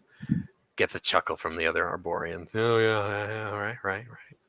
Oh, okay. I understand now. So that's that. So that's why I've never seen a female Arborian. So the laughter dies immediately when you say this, and you get some filthy, evil black looks from the other Arborians going, "You what now?" He legitimately thinks this is how Arborians are born. I mean, he doesn't know much about them. If you're up the streets of Felport, there are Arborians there, but he usually just sees, the males in the guard and such. He's never actually seen a female Arborian.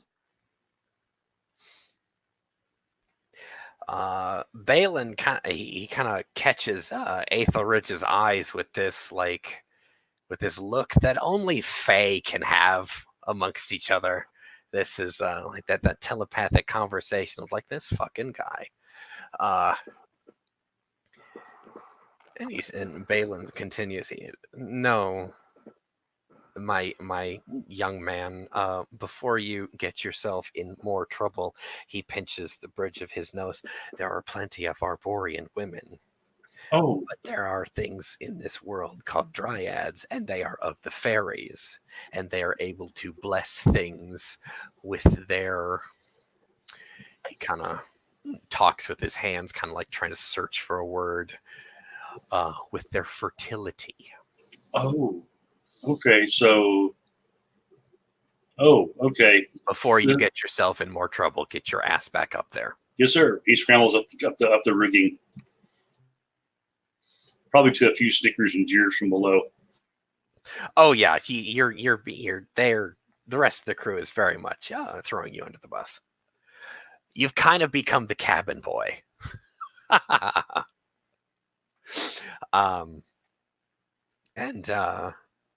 So yeah, Balin goes back to the upper deck, and he continues poking fun at the captain. I mean, respectfully, he's probably the only one on the crew that can actually get away with poking fun at the captain without being run through. Even though, well, hey, he might get himself run through. he's significantly less endangered by that sort of thing. The captain comes down some minutes later, and he addresses the crew. All right, we have yet another stop on our long voyage to the east. We are going to be stopping at the Far Island. I have an appointment that I have to keep, gentlemen. And he kind of like sets his gaze on everybody. And the Arborians of the crew are like, yeah, an appointment, way. And that snickering dies down. The captain just shoots a look at everybody. You motherfuckers, you shut the hell up. As he swings by, going from mast to mast, he yells down, "I'm rooting for you, Captain." Oh my God, you're gonna get yourself killed, Keith. I swear to God. He's just trying to be helpful. He's being help-y, not helpful. Sorry, John, go for it. Please. After Hannah makes that comment, Aethelred will kind of look over at Silas and be like, "Yeah, I'm sure the captain probably isn't going to need any help with getting a new grove to take root." Silas just he looks like he's gonna say something, and then he just kind of like just looks away. But it's like, God's help us all if he does need help. Though I think Hana should be the first one to help him.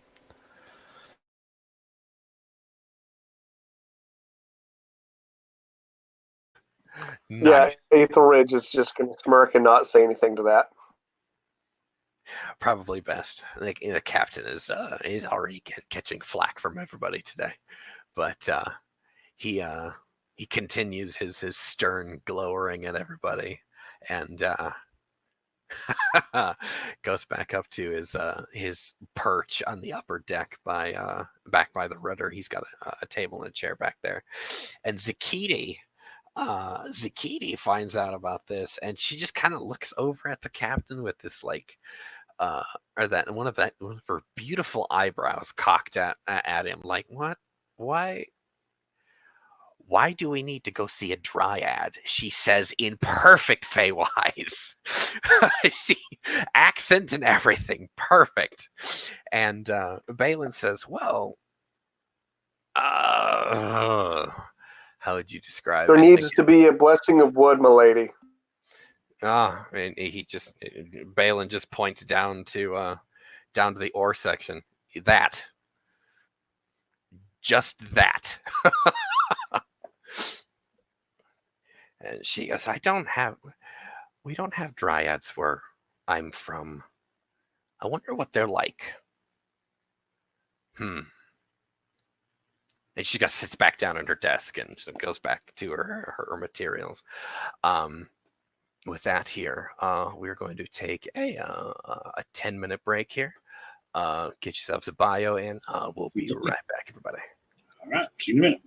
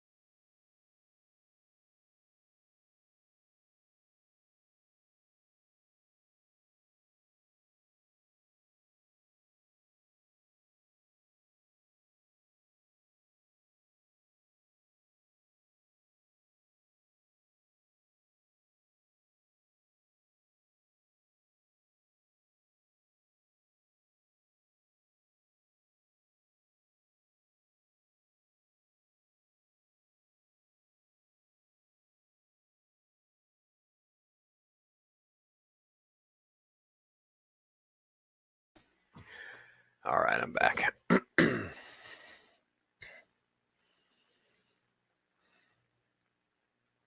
So am I. All right, good. Now coming here. Hang on. And the tide is back. So later that evening, you guys are bedding down for the night. The night shift oarmen have taken over. Silas and Aethelridge, your arms are quite burning from your long shift under the sun.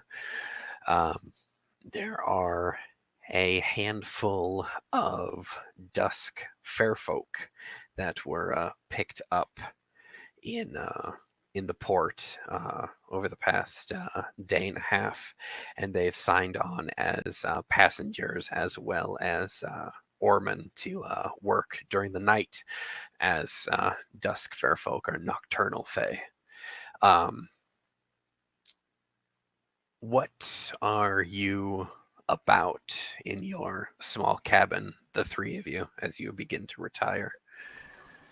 Silas is just in the little hammock, just sitting up there, curled up, trying to make himself as small as possible, but still being comfortable. Hana's going to be coming in, basically face planting into the moist cot, and probably start snoring or sawing logs pretty quickly. With a squish sound as you land. Yes. Oh, yes. Ugh.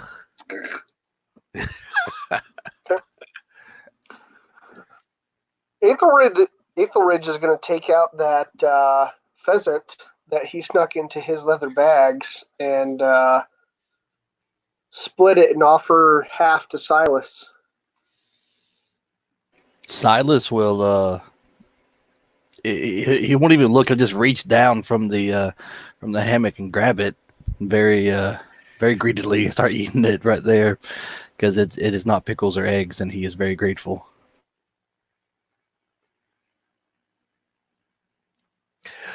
You hear through the floorboards the faint humming, or possibly singing. You can't really tell between those thick timbers that some fey voice up there is doing something in a sing-song fashion. It's actually quite. They are going to roll for their song, and oh my goodness, here we go. Oh yeah. It is a 28. Faye, singing is not a thing to miss under the moon in the spring. And those of you who are on the verge of collapsing due to exhaustion, you do so very hard, like a bomber dropping out of the sky. Is it a male or a female voice? It is a female voice. Huh. Interesting. There are some women aboard. Some of the fair folk that came aboard were indeed women. At least 4 of them, of the mob that came on. So the night passes with much snoring and possibly a deep, dreamless sleep for the trio of you. The next morning comes again, as it always will. Vostru, the Dawn Star, burns that sky with that first blush of dawn, and we repeat the cycle. A few months pass, and you guys find a distinct temperature change. It's starting to get very tropical here. Zakiti has at once, as soon as the weather changes, she's changed out of her furs and into her silks and those silk patterns on that, those floral patterns on her silk kimonos or yukatas that she wears are quite feminine, quite striking, and almost amplify her magnitude there. But she very much enjoys the warm weather and the sunnier, more clear days as you get farther and farther into the eastern waters. Those of you who bathe in the ocean when they bring it up for the wash tub every few days, you find that the water is much nicer to actually bathe in than the cold Ebonmyst seas that are reminiscent of Denmark and the Baltics. There's a marked calm here. It's not nearly as grim or foreboding.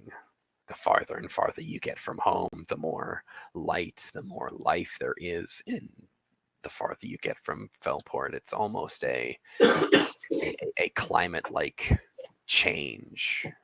It's almost that you're finding yourselves closer to the light and farther from the darkness of the city. Is there anything interesting that has been spotted out there from the crow's nest by chance? Anything different? You see a pod of whales on this day. I almost make the announcement that there's something very large that could eat us out there, but then I pause for a moment and realize that it's not one big animal, it's multiple animals. Multiple very large animals, yes. But yeah. Are any of them red?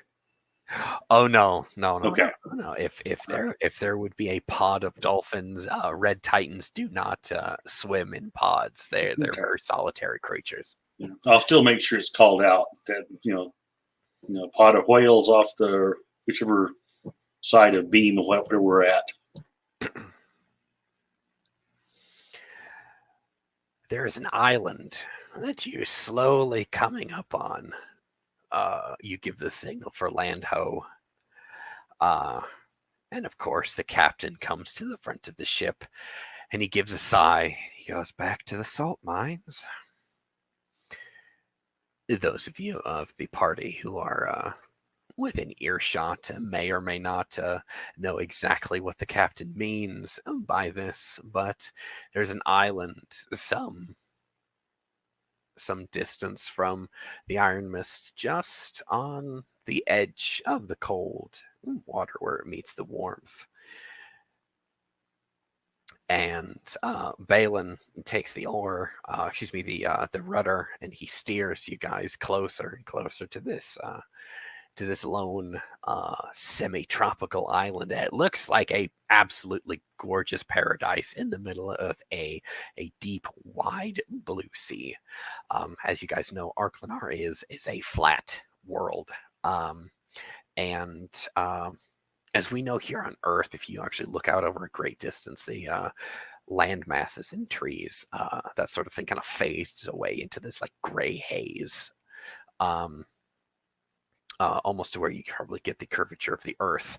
On Arklenar, we have here about the same, I suppose, optical illusion is probably the term that I want to use, but it's about a 15-mile radius in each direction around you guys. So you guys kind of got this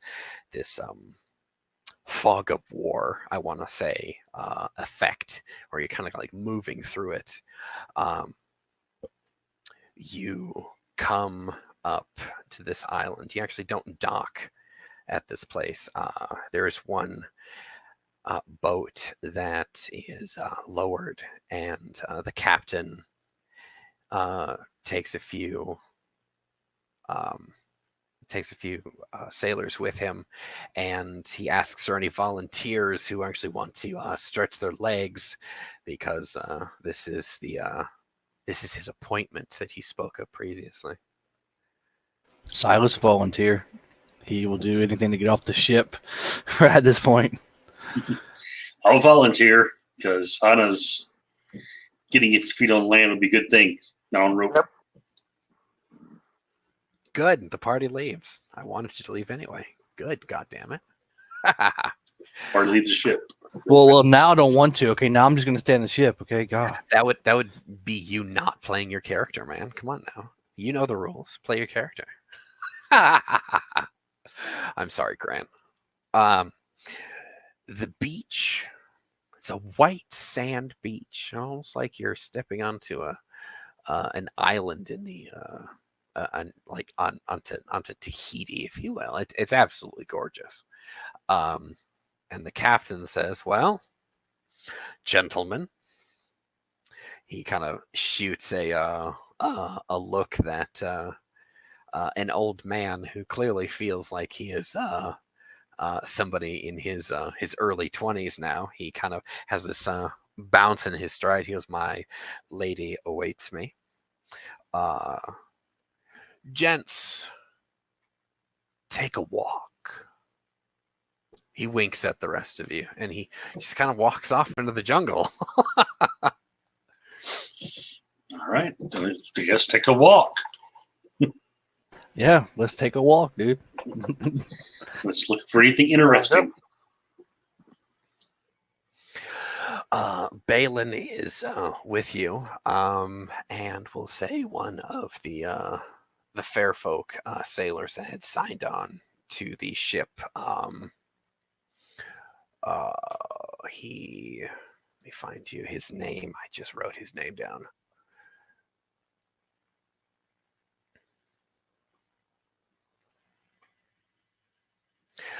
The fair folk's name is Alinar. He, you found out earlier today that he's actually a bounty hunter by trade, and he's meaning to set his skills against the desert continent and see how that how he fares there. He's never been to Thorana, but he knows that's where you're inevitably going to be going. But he looks at you three as well as Balin, says, "I will follow you wherever you lead." There's he kind of casts about. I've not seen tropical areas before. They have a name for it? Interesting. Balin says, actually, without looking at Hannah, he says, "Yes, this is technically the tropics. Another 6 months that way," he points east, we'll find a string of archipelagos. About a cycle and a half more, we will, well, that's if we don't skip a storm. If we can get past the storms, we can make Vetruve in just shy of a cycle. We're actually making very good time, gentlemen. Interesting. So what kind of arches are archipelagos made of? An archipelago is a chain of islands. Oh, okay. I'm sorry. I'm still learning the language and such of people and such. I didn't know what they were called, that islands. You are the most landlocked landlubber I have ever come to know. He looks at you with amazement. Thank you. That's not something to be proud of. Oh, I'll try to get better. That's all right. We will fix that. Balin elects to actually stay with the with their long skiff there with Alinar. He goes, "You three, I suppose you probably should do some scouting, see what you can find. If we can find some wild edibles here, that would be most advantageous for the rest of the crew." There's no settlements here. There's nothing in the forest and jungle. No. Besides the Dryad, she's the mistress of this island, and hopefully the captain is not going to be taking several days or several months or several cycles because we have a place to be. Wow, it lasts that long. So the usual fresh water, fresh food, and that kind of thing? If you can find any lumber that is not palm. We can use it to repair the ship if we take on any damage. Palm. He points to a few palm trees. Those that they're not good for this ship. As he points, Hana Palm was looking trees, at his hands. imbecile. Trees. Oh, okay. I was wondering. I mean, okay, those are palm trees. Good. How have Are you they- made it this far? Well, I mean, we've never come this far. I've never come this far. Everything has new names, different things. So he'll head over and he'll climb one of the palm trees just to see if there's anything useful up in there.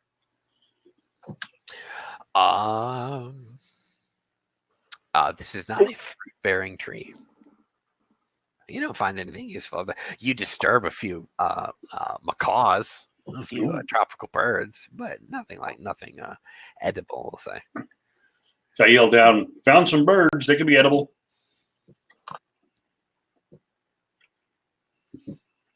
Then he'll... Aetheridge is going to look with his wild lore to see if he's got anything he can find. Okay, roll for wild lore, man. Go for it.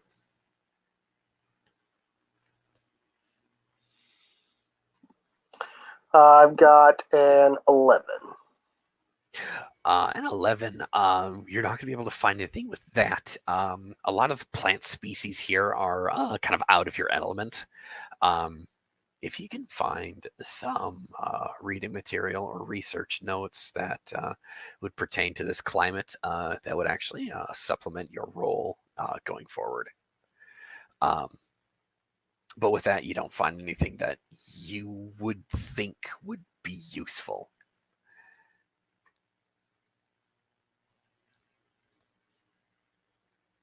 I'm assuming you're probably going to skirt the island. Yeah, it's probably best for now. Yeah, stay to the coast. Oh, okay. All right. You guys pick a path to go, and you're walking for probably a good hour and a half, and you come around a near headland there, and you find a ship actually that has been pitched against a rocky embankment there just below a cliff, and this ship, it probably ran aground in a storm or beached itself in some form or fashion, but the front third of this ship, which was a sloop, or what's left of what a sloop would be, was completely shore off, like it got bit by something huge.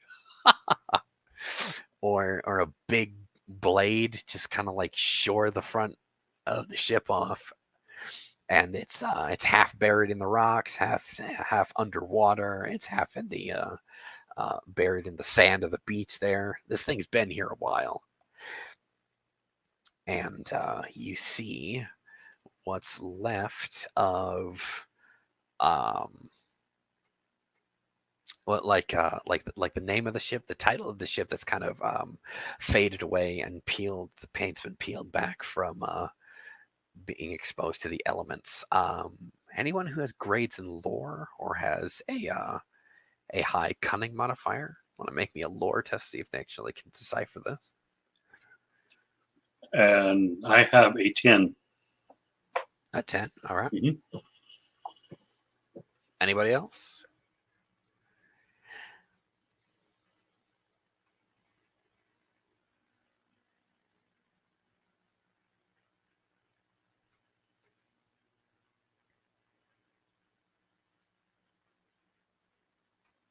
I get an 8.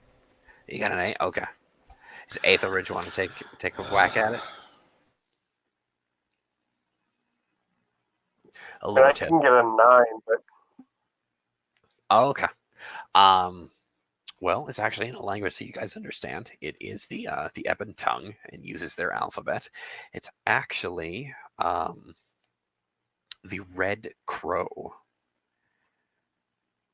It's the name of the ship.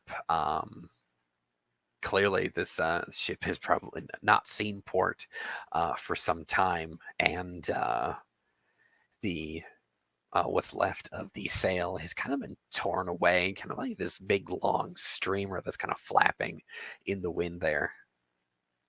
And that scene has opened up to you. I'd say kind of a foreboding ghost ship, just kind of pitched against the land there.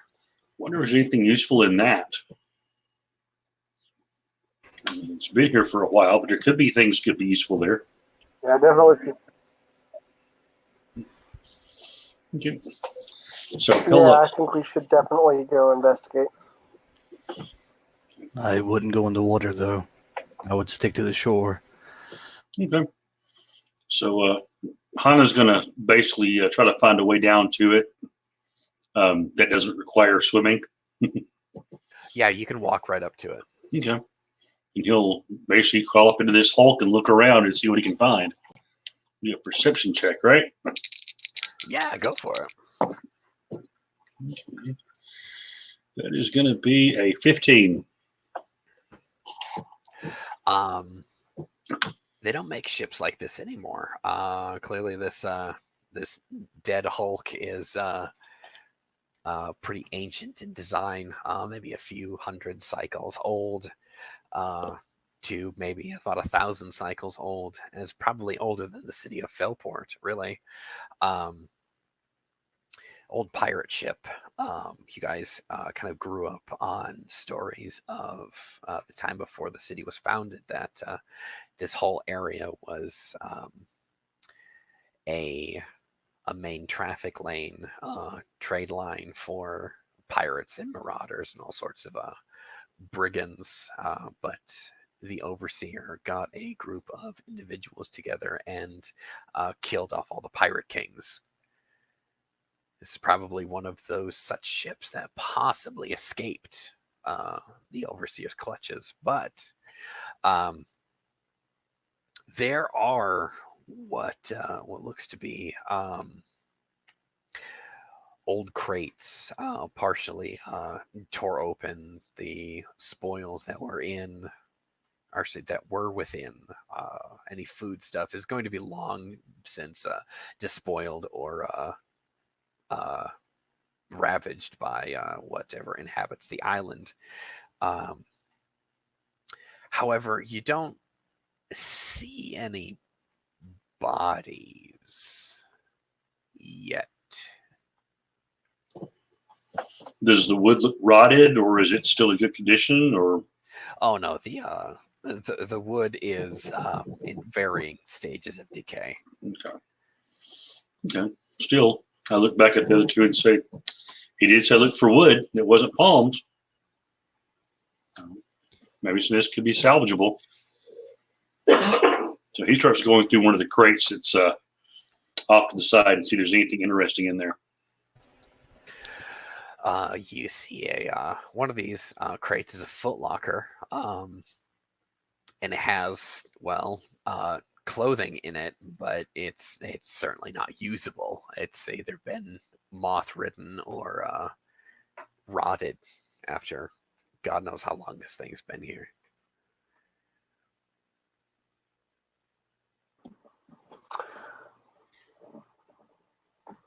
I think I'll use my axe to gently just kind of like tap along the different boards, see if I can't find any that are good, salvageable, usable. Make an awareness test for me as you're actively looking for that.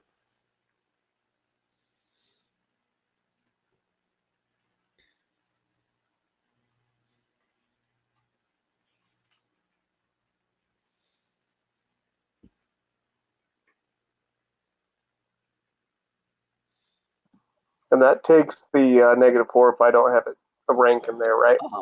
Awareness? No, you can use that untrained. Okay. 14. Well done. None of the wood in in this ship is going to be salvageable. You'll tap your axe on it, and it'll actually make kind of a wet squish sound. Some possibly the higher up portions of the ship that is far enough away from the water might be, but with your expert opinion, you might not want to risk it. Silas is just going to look around the exterior to see if there's any bodies on the that are on shore, any bones anywhere. You do find a half-buried skeleton of what seems to be a human or a mortal of some kind. He is clutching a horribly rusted and oxidized copper saber in his hand. That's kind of like half sticking up out of the sand as well.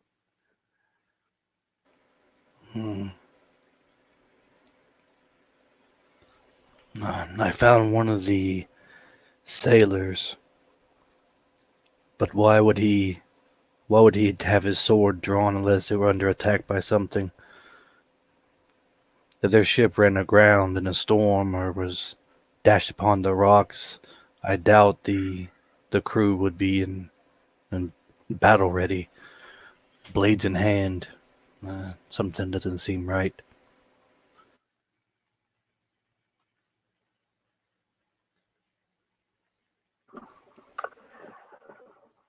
Do we want to go see if we can't find any openings that we can get in to see if there's more crewmen inside the ship in similar states? Yeah, go for it if you want. You guys are kind of like around the deck and probably going down into the lower deck, I'm assuming. I'll look for a way in. It's going to be a 14 for my awareness check. Okay. Yeah, you certainly do find a hatch that goes down into the belly of the beast, if you will. I'll motion to it too. Look over here.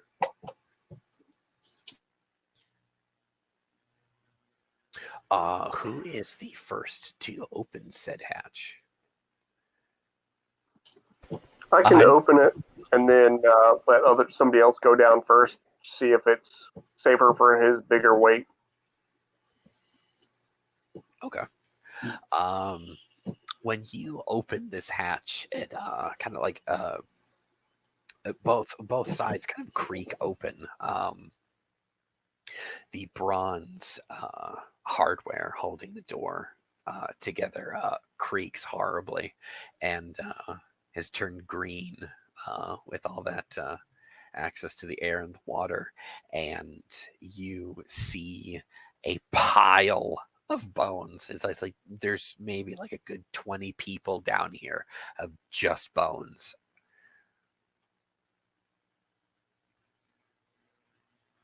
I'll look at Silas. Look at the hatch. Look at Silas. So, you going first, sir? I just look at like Hana with the how fucking stupid are you? Look, for a blindfolded man, it's hard to convey that, but that is what he's doing very well for a blindfolded man. I was just thinking, since you don't have to see with eyes, you can see inside there. I don't know. There were at least half, if not more, of the crew down there dead. I think you should go first. And as described before, they are armed. There are daggers, axes, sabers, that sort of thing. Short swords. They're all armed. They're at a battle ready. This doesn't feel right. There's something here that we're missing. Something they were upon defending? These people. Maybe something they were defending? I don't like it. I mean, it's obvious that at least some of them, motion to the one up on the shore, got out of here after the shipwreck. Could they have been defending something in there, you think? I think we should at least grab the weapons, see if there's anything salvageable. And if there is anything that is here, we should at least figure out if it's here and warn the ship, or find out what we can rather than just run back immediately. Is it dark down there? I mean, right now I have it open and that the sun, but I mean, if we go down in there, it's probably going to be pitch black unless there's significant holes in there with light shining through.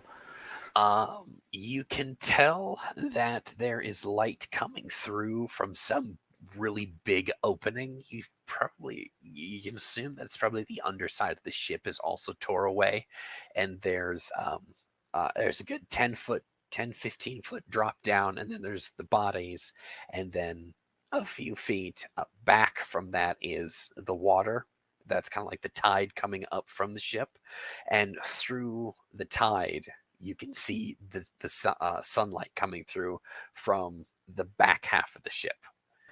Now, is there any stairs, or is it just a straight 15-foot drop? You just jump down and there is a ladder. It goes down 6 feet, but that last bottom bit of the ladder, it has been tore away by something. The elements, it could be rotted. It could be anything. Maybe we should go back and get some rope, and maybe even bring the rest of the crew back to take a look at this thing and see if there's anything here that's. I'm sure the ship's carpenter could look at this and tell if there's something that's useful. I agree. I don't want to go down there and be stuck, but yeah, I don't like it. All these men were battle ready, and they all perished. Either some monstrous sea creature attacked them, or there's some unseen element here. Could be. Is there a place nearby where I can get a little bit of a vantage point to look around? What's left of the mast, you could probably, because the mast is also pitched to the side. You could probably walk up it at that angle. I'll try my luck and walk up it and see if I can get a little bit of a higher. I want to see out beyond the shipwreck and see if there's something out beyond there. Go ahead and make a balance check.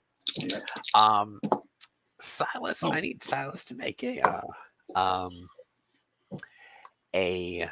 an awareness test, but I would excuse me, not awareness, excuse me. I need him to make a danger sense test, and that runs off of your sight, and I want to give you a +2 bonus to it. All right. You can use it untrained.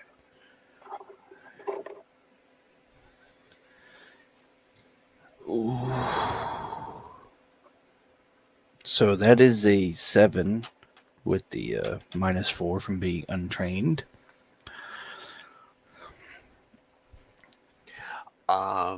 You see one of these skeletons move. I draw my daggers and I immediately scream, "Enemies! The living dead!" I jump back from the fucking from the hatch. Dude. I'm ready for these fucking. I don't know what I'm gonna do against skeletons. I mean, they're already fucking dead, but right. Yeah. So I think Ethelred. Go ahead. Oh no, sorry. Yeah, go for it, man. Go for it. Well, I was just gonna say that I think Ethelred is gonna, as soon as he hears Silas scream, he's just gonna grab his axe and be like, "I don't know where they're coming from, but." All right. All right. So what we're gonna do here, I'm gonna have you guys roll for your reaction there. John, reaction is 2d8. Plus obviously your reaction modifier, and if you have grades in premonition, that will give you a bonus. How many grades of premonition do you have? Alas, I have no grades. I only have a forte.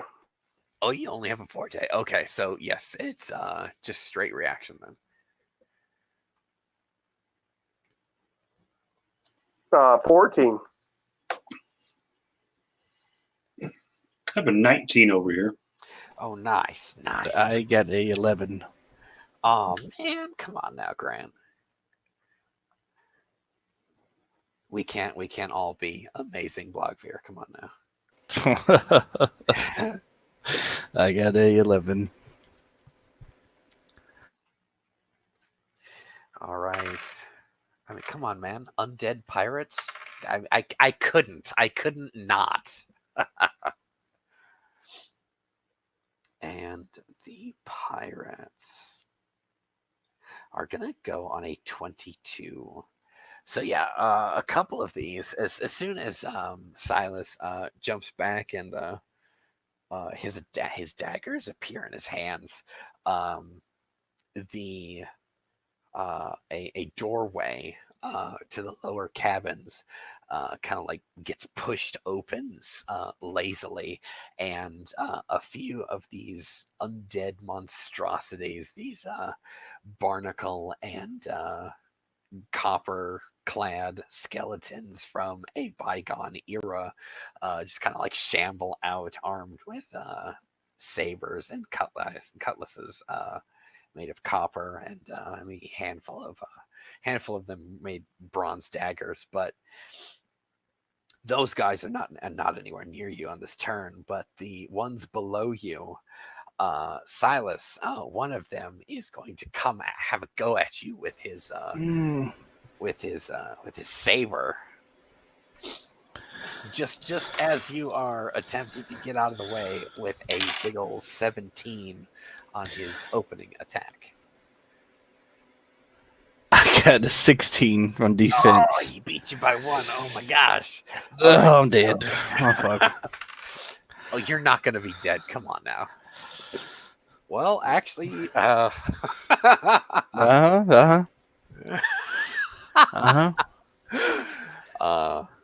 whopping 5 damage. Ooh, 5 vitality damage.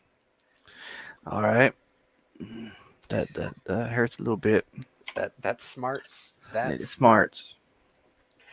Now Hannah is up next as you see one of these skeletons have a go, and he kind of sticks the point of his saber into the meat of Silas's arm. I'm gonna throw my throwing daggers at this thing. Try to fight it off my friend. I yell, "Silas, watch out!" Like he, already knows. Yeah, as I'm getting shanked. Thank you for that. I see him now.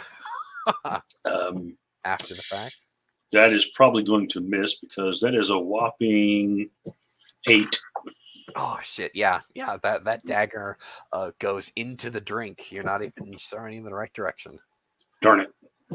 Okay, so Aethelridge, you are the nearest to the undead threat pouring out of the belly of this beached hulk, and you are our brave savior. Please help us. Get him. Yeah, I think I'm gonna try and get between the door of the hatch and Silas and take a swing at the one that attacked him. Okay. He is fully exposed and fully extended. He's going to have a penalty to his defense test. Go ahead and roll attack. All right, I've got a 14. Oh, 14. All right. Ooh, okay. Even with an explosion, you actually, no, that's going to miss. You can actually describe for us how you try and attack him, but you're going to miss. You're going to be very close, but you'll miss him here. Yeah, I think I'm going to basically kind of go for like an overhead chop and a little too much movement, a little too eager, and I'll get behind him rather than actually cut into him. Okay. Well, it's the first time you've been fighting the undead, so it's a little unsettling. Silas is the next to act here. Well, I as am the going skeletons are closing in to. from the belly of the beast. I'm going to attack the nearest one. Do it. Do it. So let's see here.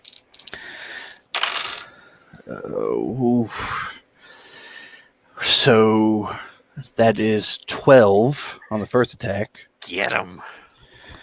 That first one is not going to get through, but go for the second. Okay.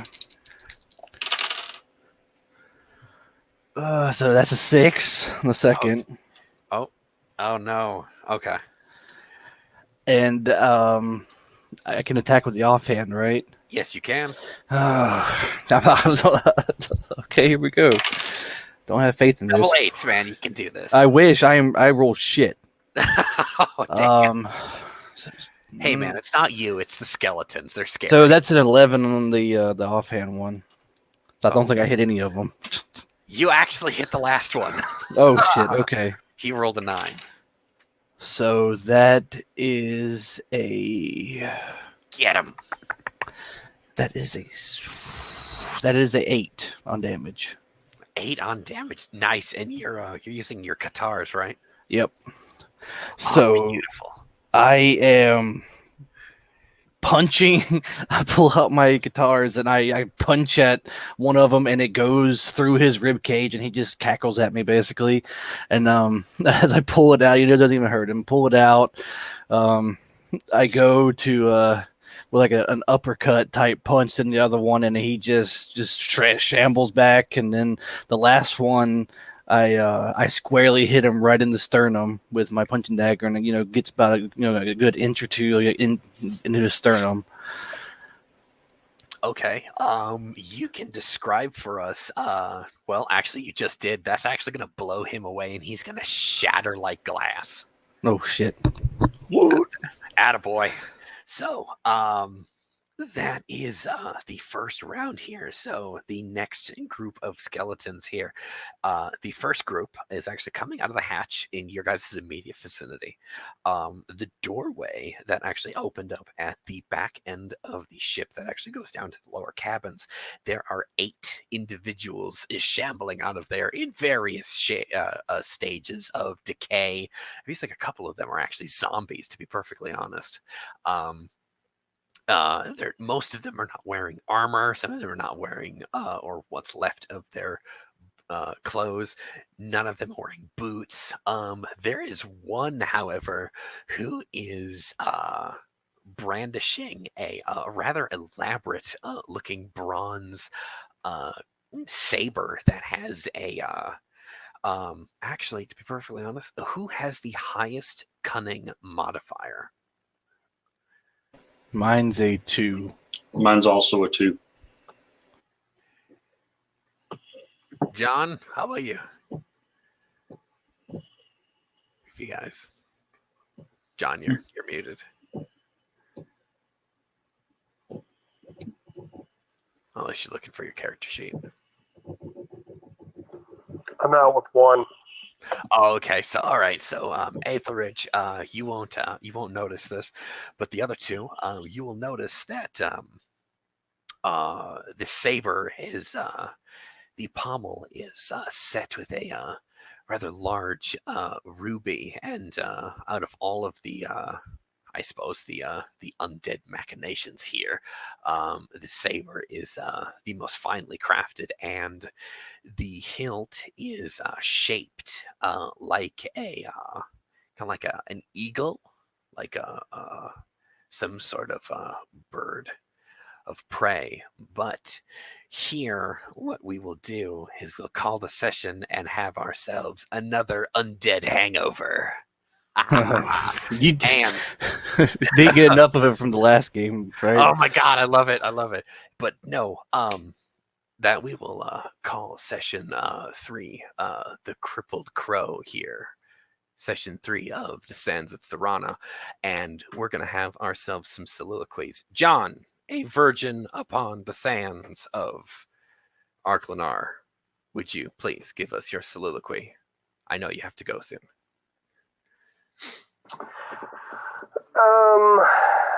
Yeah, so I think trying to think. basically what's going through his mind right now, how he feels about the voyage, that sort of thing.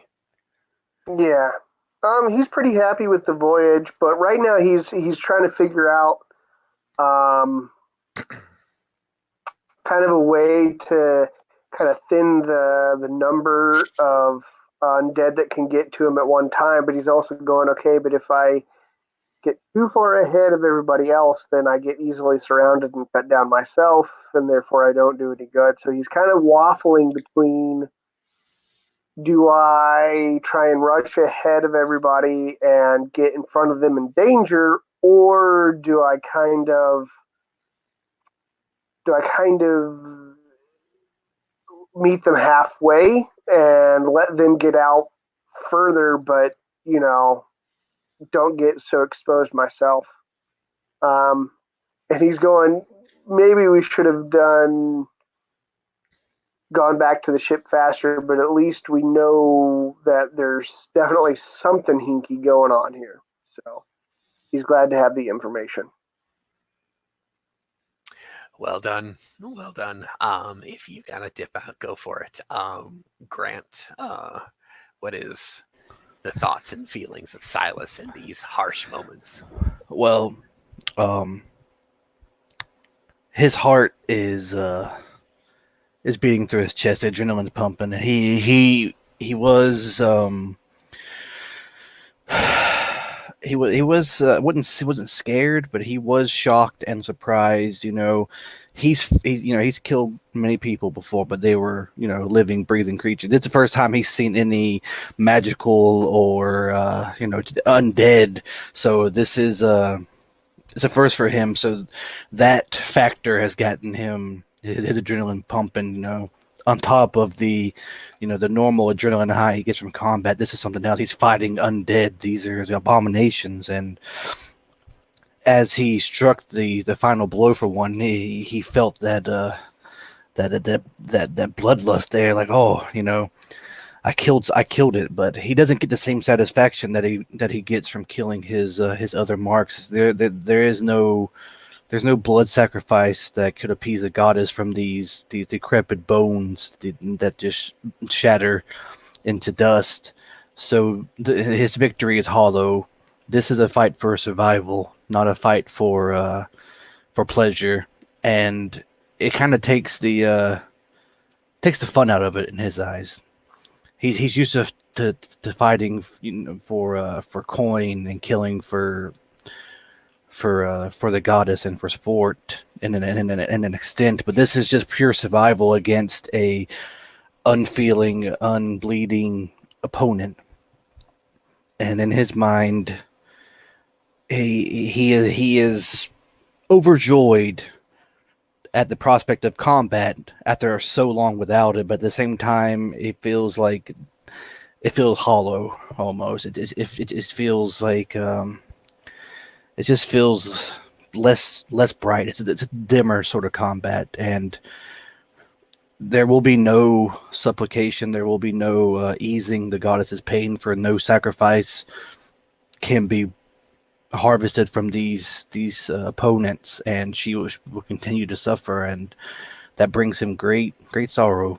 But all this will be for naught if him and his compatriots do not survive this undead onslaught. So he will grit his teeth and set his knives in a flurry of blows to combat this undead abomination. Beautifully done, my friend. Thank you. And what of Hannah? Hannah is equal parts terrified and utterly excited.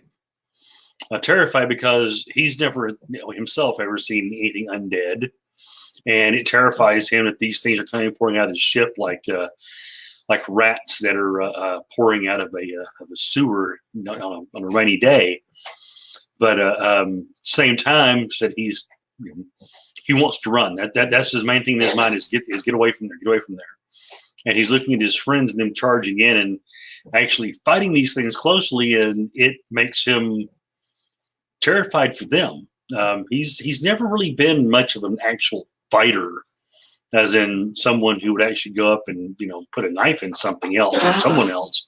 He's always relied on his wits and on his quickness to get him out of the pinch like that. And at this point, he's up a mast, looking down, seeing if he can possibly jump down to the sand from where he's at.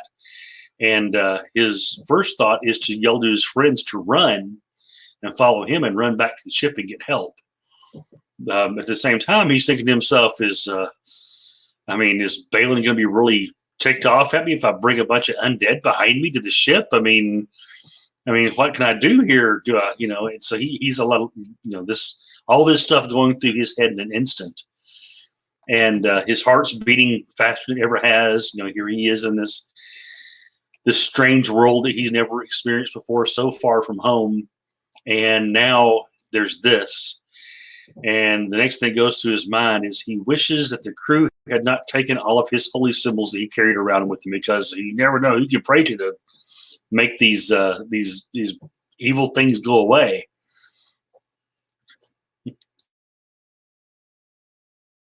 And with that, we will end the session.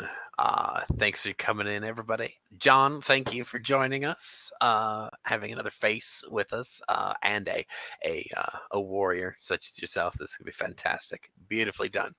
All right. Good night, everybody. We'll be here again. Same bat time, same bat channel.